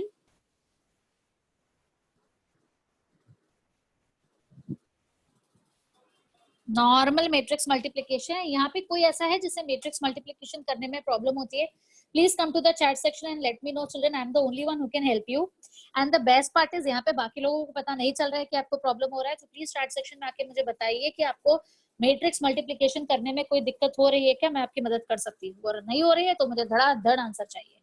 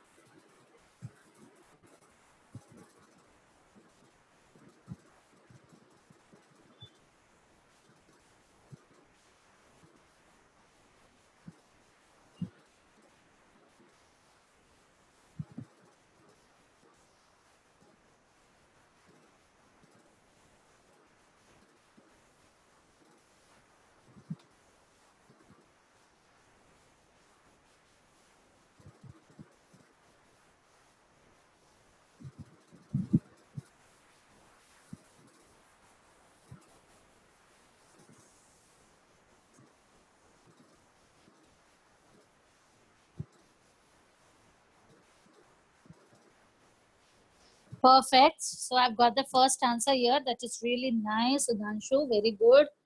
आपको जो आंसर मिला है वो एकदम सही है। ठीक है, परफेक्ट आंसर है। अब बाकी लोग निकालो। सुधांशु तुमको क्वेश्चन है, आपको जो आंसर मिला है इस आंसर को देख के आपको कोई डाउट आ रहा है दिमाग में? क्योंकि आना चाहिए मेरे हिसाब से। जो आंसर है इस आंसर को देख के सबके दिमाग में क्वेश्चन आना चाहिए। I am waiting for that question. All of you should be asking me ma'am कि ऐसा क्यों है। हाँ, आंसर आ गया क्योंकि very good Anjali, that's really very good, very smart.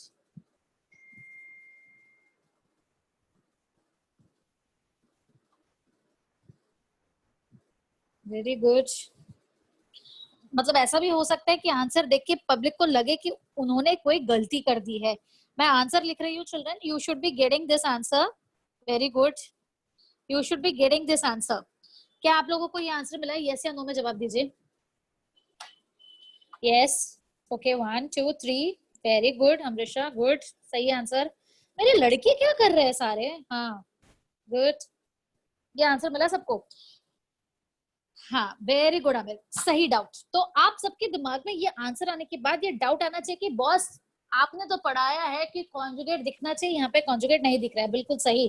तो ये जो कॉन्जुगेट वाला रूल है ना, उसमें एक और कंडीशन डाल देती हूँ मैं, एक और क्लियरिटी डाल देती हूँ। The answer will be in terms of complex conjugate only if the question is a real number. अगर आपका क्वेश्चन रियल नंबर है तो आंसर में कॉम्प्लेक्स और उसका कॉन्जुगेट दिखता है। क्या यहाँ पे क्वेश्चन रियल नंबर है? जो मेरा सिग्नल था x ऑफ n, क्या वो रियल नंबर था? नहीं था, और इसलिए हमारे आंसर में आपको कॉन्जुगेट नहीं दिखा। Is this clear to everyone? तो ये जो कॉन्जुगेट वाला रूल है ये सिर्फ तभी एप्लीकेबल होता है जब क्वेश्चन में सिर्फ रियल नंबर होते हैं। 1 2 3 4 real number, 4 3 2 1 real number, 5 6 4 6 real number. तो रियल नंबर है तो आंसर में कॉम्प्लेक्स और कॉन्जुगेट दिखेगा, लेकिन रियल नंबर नहीं है तो आंसर में ऐसा कोई कंडीशन नहीं दिखेगा। तो with this answer 10 plus 26j minus 4 minus 2 minus 2j minus 4j, children, I am going to go ahead अब क्वेश्चन पढ़ो, बहुत मजेदार समय, इस लेक्चर का आखिरी समय चिल्ड्रन, बिल्कुल एकदम अच्छे से ध्यान दीजिए। तो क्वेश्चन कुछ इस तरह से था कि ये एक्स ऑफ एन का मुझे निकालना है डीएफटी, तो वो तो मैंने नहीं, वो आपने निकाल लिया है ना, डीएफटी तो सबको आ गया है। यूजिंग दिस अबाउ रिजल्ट, मतलब ये डीएफटी निकाल के, एंड नॉट अदरवाइज, किसी और तरीके से नहीं, बल्कि ये आंसर यूज करके, इस एक्स ऑफ के को यूज करके हमें इन दोनों का आंसर निकालना है। तो देखो, जब ऐसा होता है ना कि इसको यूज करके इसका आंसर निकालो, तो उन दोनों में कुछ रिलेशन होना जरूरी है। तो यहाँ पे भी x1 ऑफ n और x2 ऑफ n का रिलेशन x ऑफ n के साथ होना जरूरी है। तो ये x1 ऑफ n और x2 ऑफ n का रिलेशन x ऑफ n के साथ क्या है, जरा बताओ, देख के बताओ। Observation, it is how good you are at observation. Tell me, observe this and tell me what relation do you think exists. हाँ, very good, very good, very good. Almost सभी लोगों ने सही जवाब दिया कि x1 ऑफ n जो है ना, मेरे क्वेश्चन का रियल नंबर है।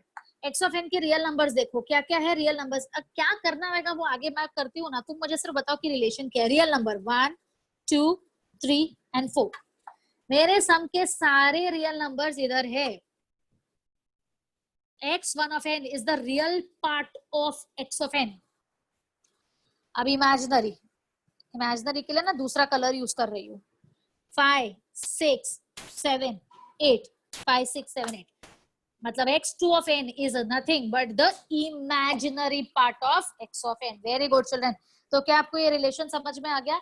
The relation is that x of n basically is real पे x1 of n plus j into imaginary पे x2 of n। ये जो लाइन मैंने यहाँ पे लिखी है, क्या आप सब इससे कन्विंस्ड है? यस या नो में आके बताओ, क्या आप इस लाइन से कन्विंस्ड हो कि मेरा जो x ऑफ n था उसके रियल में x1 ऑफ n है और उसके इमेजिनरी में x2 ऑफ n है। Very good children.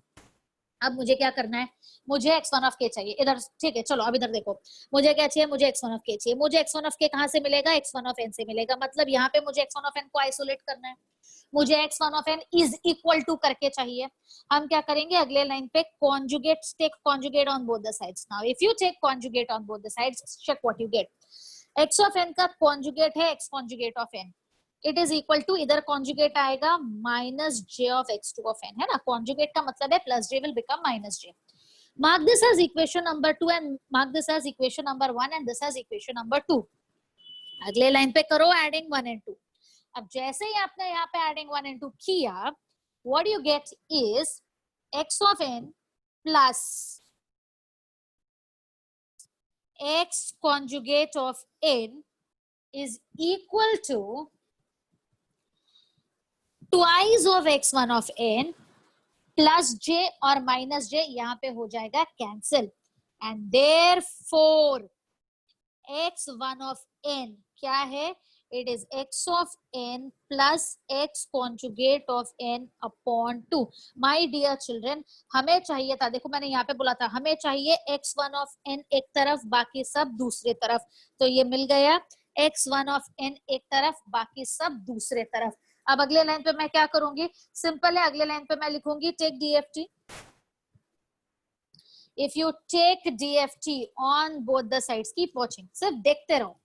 If you take DFT on both the sides, हमें मिलेगा x1 of k is equal to, x of n का डीएफटी बोलो क्या है, x ऑफ n का डीएफटी x ऑफ k है, plus x conjugate of n का DFT बोलो क्या है, अभी अभी ये प्रॉपर्टी पढ़ा है, x कॉन्जुगेट ऑफ n का डीएफटी बोलो क्या है, x conjugate of minus k upon 2।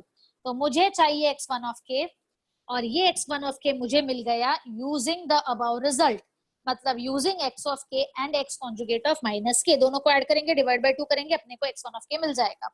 फिर से अपने नोटबुक में आपने क्वेश्चन लिखा होगा, अगर नहीं भी लिखा है तो मैं चलो आपको दिखा देती हूँ। यहाँ पे देखो, हमें चाहिए था DFT of x1 of n and we know that DFT of x1 of n is x1 of k। तो x1 of k is nothing but equal to x of k plus x conjugate of minus k। अब जो बताने जा रही हूँ ये बहुत important है, यहाँ पे एक ट्रिक है, ध्यान से सुनो। 1/2 बाहर है, x ऑफ k आप लोगों ने निकाला है, आपके नोटबुक में भी है, 10 प्लस 26j -4 -2 -4j प्लस, अब मैं आपको सिखाने जा रही हूं कि directly x conjugate of minus k कैसे निकालते हैं। ट्रिक के अपना x कॉन्जुगेट ऑफ माइनस के मतलब यहाँ पे दो चीजें, कॉन्जुगेट भी है और इनवर्ट भी करना है, इनवर्ट भी करना है। गोला बनाओ, ये हमेशा अपना स्टार्टिंग पॉइंट रहेगा, ये स्टार्टिंग पॉइंट से स्टार्ट करो, है ना, ये हमेशा अपना स्टार्टिंग पॉइंट है, इधर से स्टार्ट करने का। वैल्यूज को डालना शुरू करो। क्या वैल्यूज डालोगे? x कॉन्जुगेट ऑफ k की बात चल रही है ना, तो x ऑफ k के वैल्यूज को डालोगे। यहाँ पे लिखोगे 10 + 26j, वैल्यूज को डाल रही हूँ मैं, -4 -2 -2j -4j, वैल्यूज को डाल दिया मैंने, इस ऑर्डर में डाला। चलो मैं आपको सिखा रही हूँ by trick x conjugate of minus k कैसे निकालते हैं। अब यहाँ पे दो यहाँ पे तो मैंने सिर्फ x ऑफ k भरा है, अब x कॉन्जुगेट है मतलब मुझे कॉन्जुगेट लेना है, तो कॉन्जुगेट लेना है मतलब changing the sign of all the imaginary, तो यहाँ पे आ जाएगा 10, कॉन्जुगेट लेना है ना यहाँ पे, ये आ जाएगा 10 -26j, -4 का कॉन्जुगेट -4 ही होता है, यहाँ पे प्लस और यहाँ पे भी प्लस, ये ले लिया मैंने कॉन्जुगेट। आया समझ में सबको? कॉन्जुगेट लिया है। अब हमें चाहिए x कॉन्जुगेट ऑफ माइनस के। माइनस का मतलब होता है इनवर्ट, इनवर्ट का मतलब होता है उल्टा, उल्टा का मतलब होता है वहीं से शुरू करेंगे, सिर्फ फर्क इतना है कि क्लॉकवाइज के जगह वैल्यू को एंटी क्लॉकवाइज उठाएंगे। वैल्यू को क्लॉकवाइज नहीं एंटी क्लॉकवाइज उठाना है, लेकिन स्टार्टिंग पोजीशन सेम रहेगा। क्या ये बात समझ में आई सबको? स्टार्टिंग पोजीशन सेम रख के वैल्यू को उल्टा घुमाना है, दैट्स कॉल्ड एज माइनस के। तो पहला वैल्यू है 10 -26j, दूसरा वैल्यू क्या है जरा चैट में आके बताओ, सब लोग चैट सेक्शन में आके बताओ दूसरा वैल्यू क्या है। इतना टाइम नहीं है, फटाफट, हाँ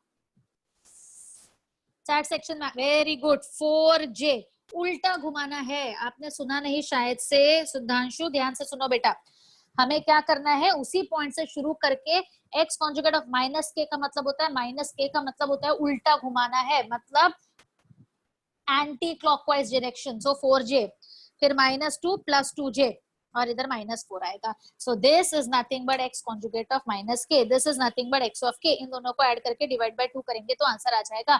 children have you understood x conjugate of minus k कैसे निकाला? एक गोला बनाने का, वैल्यूज को लिखने का सीधा, उठाने का उल्टा।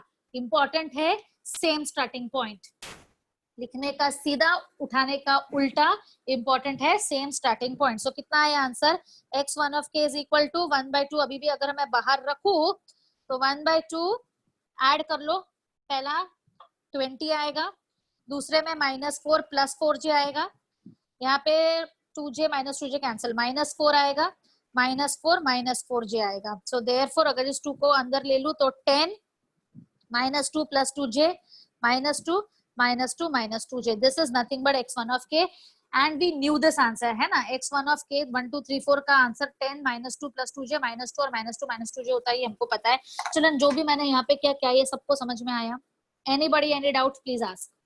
हमने बिना डीएफटी करे सिर्फ प्रॉपर्टी लगा के प्रीवियस आंसर को यूज करके ये वाला आंसर निकाला है। Please come to the chat section to let me know if you have understood this.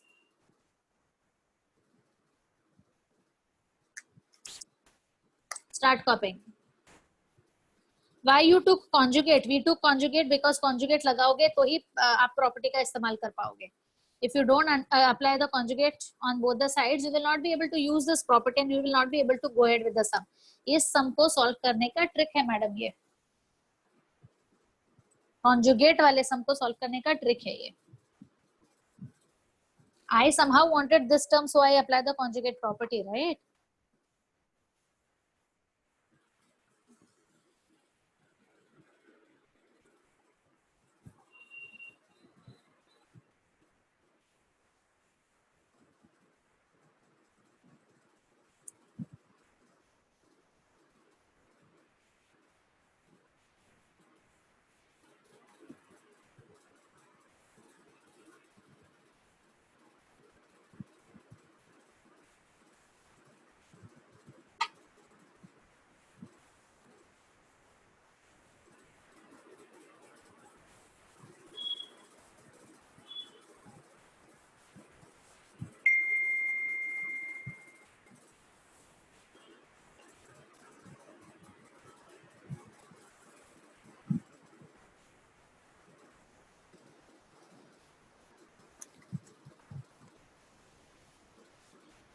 समझ में आया सबको? ये बहुत इंपॉर्टेंट सम है और अच्छी तरीके से कॉपी करना है। ये trick x conjugate of minus k कैसे निकाला वो ट्रिक ध्यान में रखना है।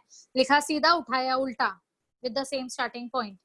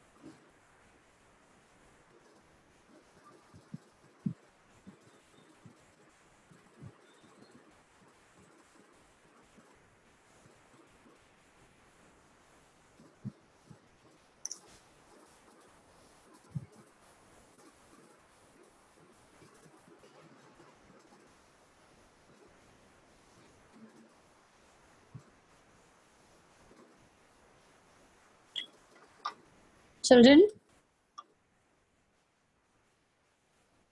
हाउ टू आइडेंटिफाई, ये जो सम मैंने कराया ना, ये सदियों पुराना सम है। It is the most standard problem. Generally conjugate के ऊपर अगर सम आएगा ना, तो ये जिस तरह से क्वेश्चन था, मतलब क्वेश्चन में कहीं आपको कॉन्जुगेट वाले टर्म्स दिखेंगे और हेंस डिड्यूस करके आप लोगों को रियल पार्ट फाइंड आउट करना है। मतलब ये जो टाइप का सम है, ये एकदम स्टैंडर्ड और टिपिकल टाइप का सम है।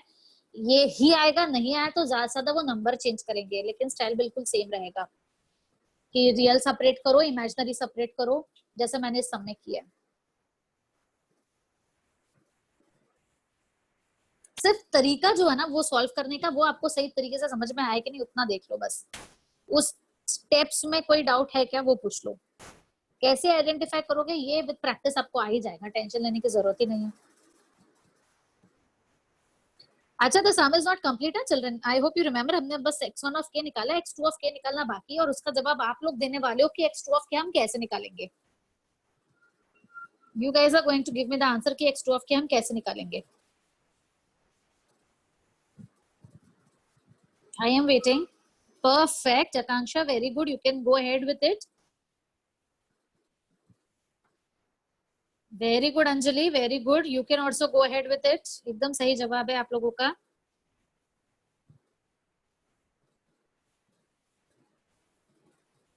मेरे लड़के क्या कर रहे हैं? शांत है? बताओ विकास, आमिर, सुधांशु, क्या करोगे? x2 ऑफ k के लिए क्या करोगे?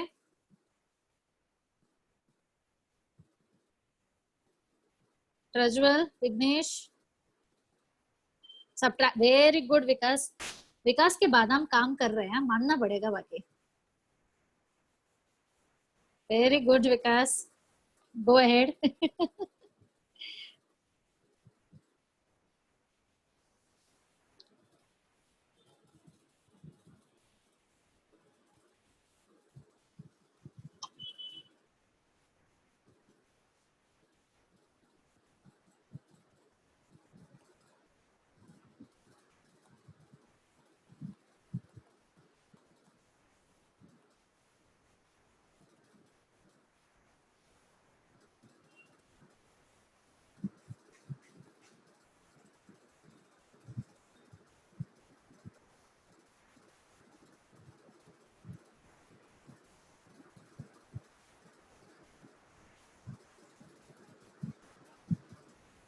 चलो, so children let's me tell you now, जैसे हमने कॉन्जुगेट निकाल के इक्वेशन नंबर 1 और 2 लिखा था और फिर x1 ऑफ n के लिए उसे ऐड 1 एंड 2 किया था, ठीक उसी तरह x2 ऑफ n के लिए हम करेंगे subtract 1 and 2। जी हाँ, subtract 1 and 2। सो यहाँ पे मैं लिख रही हूँ, let us subtract 1 and 2। the moment you subtract 1 and 2, check what do you get। x of n minus x conjugate of n is equal to 2j x2 of n। x2 of n को एक तरफ लेंगे तो x2 of n is equal to 1 upon 2j x of n minus x conjugate of n। अगली line पे हम लिखेंगे taking DFT on both the sides, x2 of k is equal to 1/2j as it is रहेगा। x of n का DFT x of k होता है और x conjugate का x conjugate of minus k होता है, which is nothing but 1/2j को बाहर ही रखना, x के इधर डालना, x कॉन्जुगेट ऑफ माइनस के इधर डालना। मुझे धड़ाधड़ फटाफट आंसर निकाल के दो, fast.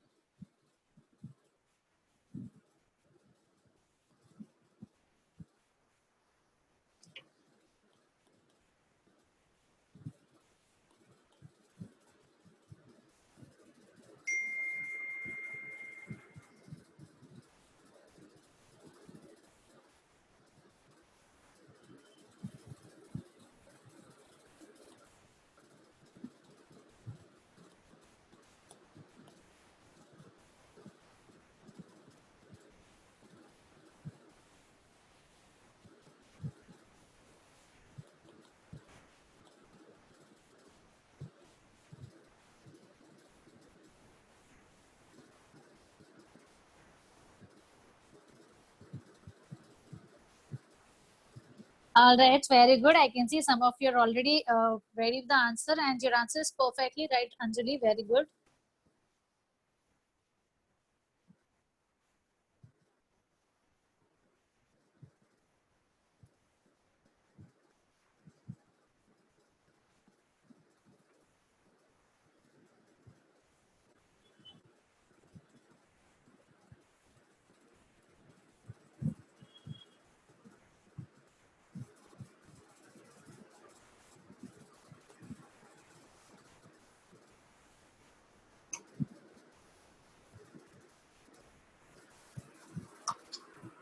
Children, are you understanding? सबको आ रहा है?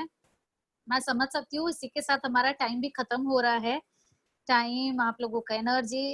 बेस्ट पार्ट पता है ऑनलाइन के लिए क्या है? मतलब best part for the student कि अगर मतलब बस अब थक गए तो मुझे बोलने की भी जरूरत नहीं है ना, वही पेन छोड़ दो, किसको पता चल रहा है? ऐसा नहीं है ना? हाँ, good.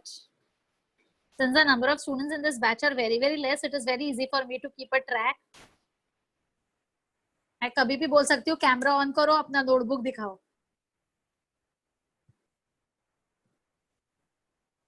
Very good Manpreet, correct answer. Vighnesh, answer बताओ आपका। देखो आंसर क्या मिला है। देखो x ऑफ k और x कॉन्जुगेट ऑफ माइनस के लिए तो मेहनत करनी नहीं है, वो तो ऑलरेडी मैंने आपको निकाल रखा है, आपको सिर्फ ऐड सब्ट्रैक्ट करना है। और वो 1/2j को। अच्छा एक बात बताओ जरा, शायद आपको ये लगने वाला है, what is 1/j children? What is 1/j? 1/j is minus j। हाँ यस, मेरे बच्चों को आएगा ये। Very good, 1/j is minus j। Correct. So the answer is 26 minus 2 plus 2j minus 2 minus 2 minus 2j। How many of you got this answer, children? Tell me how many of you got this answer?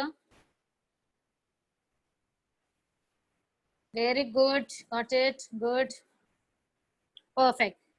या सो विघ्नेश, आपका answer तो सही है, लेकिन वो 1/2j को बाहर teacher के लिए नहीं रखना है, उसे आपको अंदर लेना है, सिंप्लीफाई करना है बेटा। 1/j को माइनस जे के जैसा ट्रीट करो और डिवाइड बाय 2 करो। ये answer 26 minus 2 plus 2j minus 2 और minus 2 minus 2j एकदम परफेक्टली सही आंसर है। Children, have you understood all the three properties and the sums that we have done based on the properties today? Right from circular shifting property to convolution property to this third property which is called as conjugate property। क्या आपको ये तीनों properties अच्छे से समझ में आए?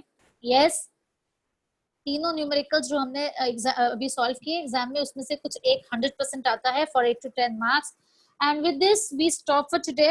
Next lecture में मैं आप लोग के साथ करूंगी पार्सेवल्स थ्योरम, और हम शुरू करेंगे जो चैप्टर का नाम है डीएफटी में आगे जाएंगे, और फास्ट तरीके से फूरियर ट्रांसफॉर्म कैसे निकालते हैं, उस टेक्निक को एफएफटी बोलते हैं, फास्ट फूरियर ट्रांसफॉर्म।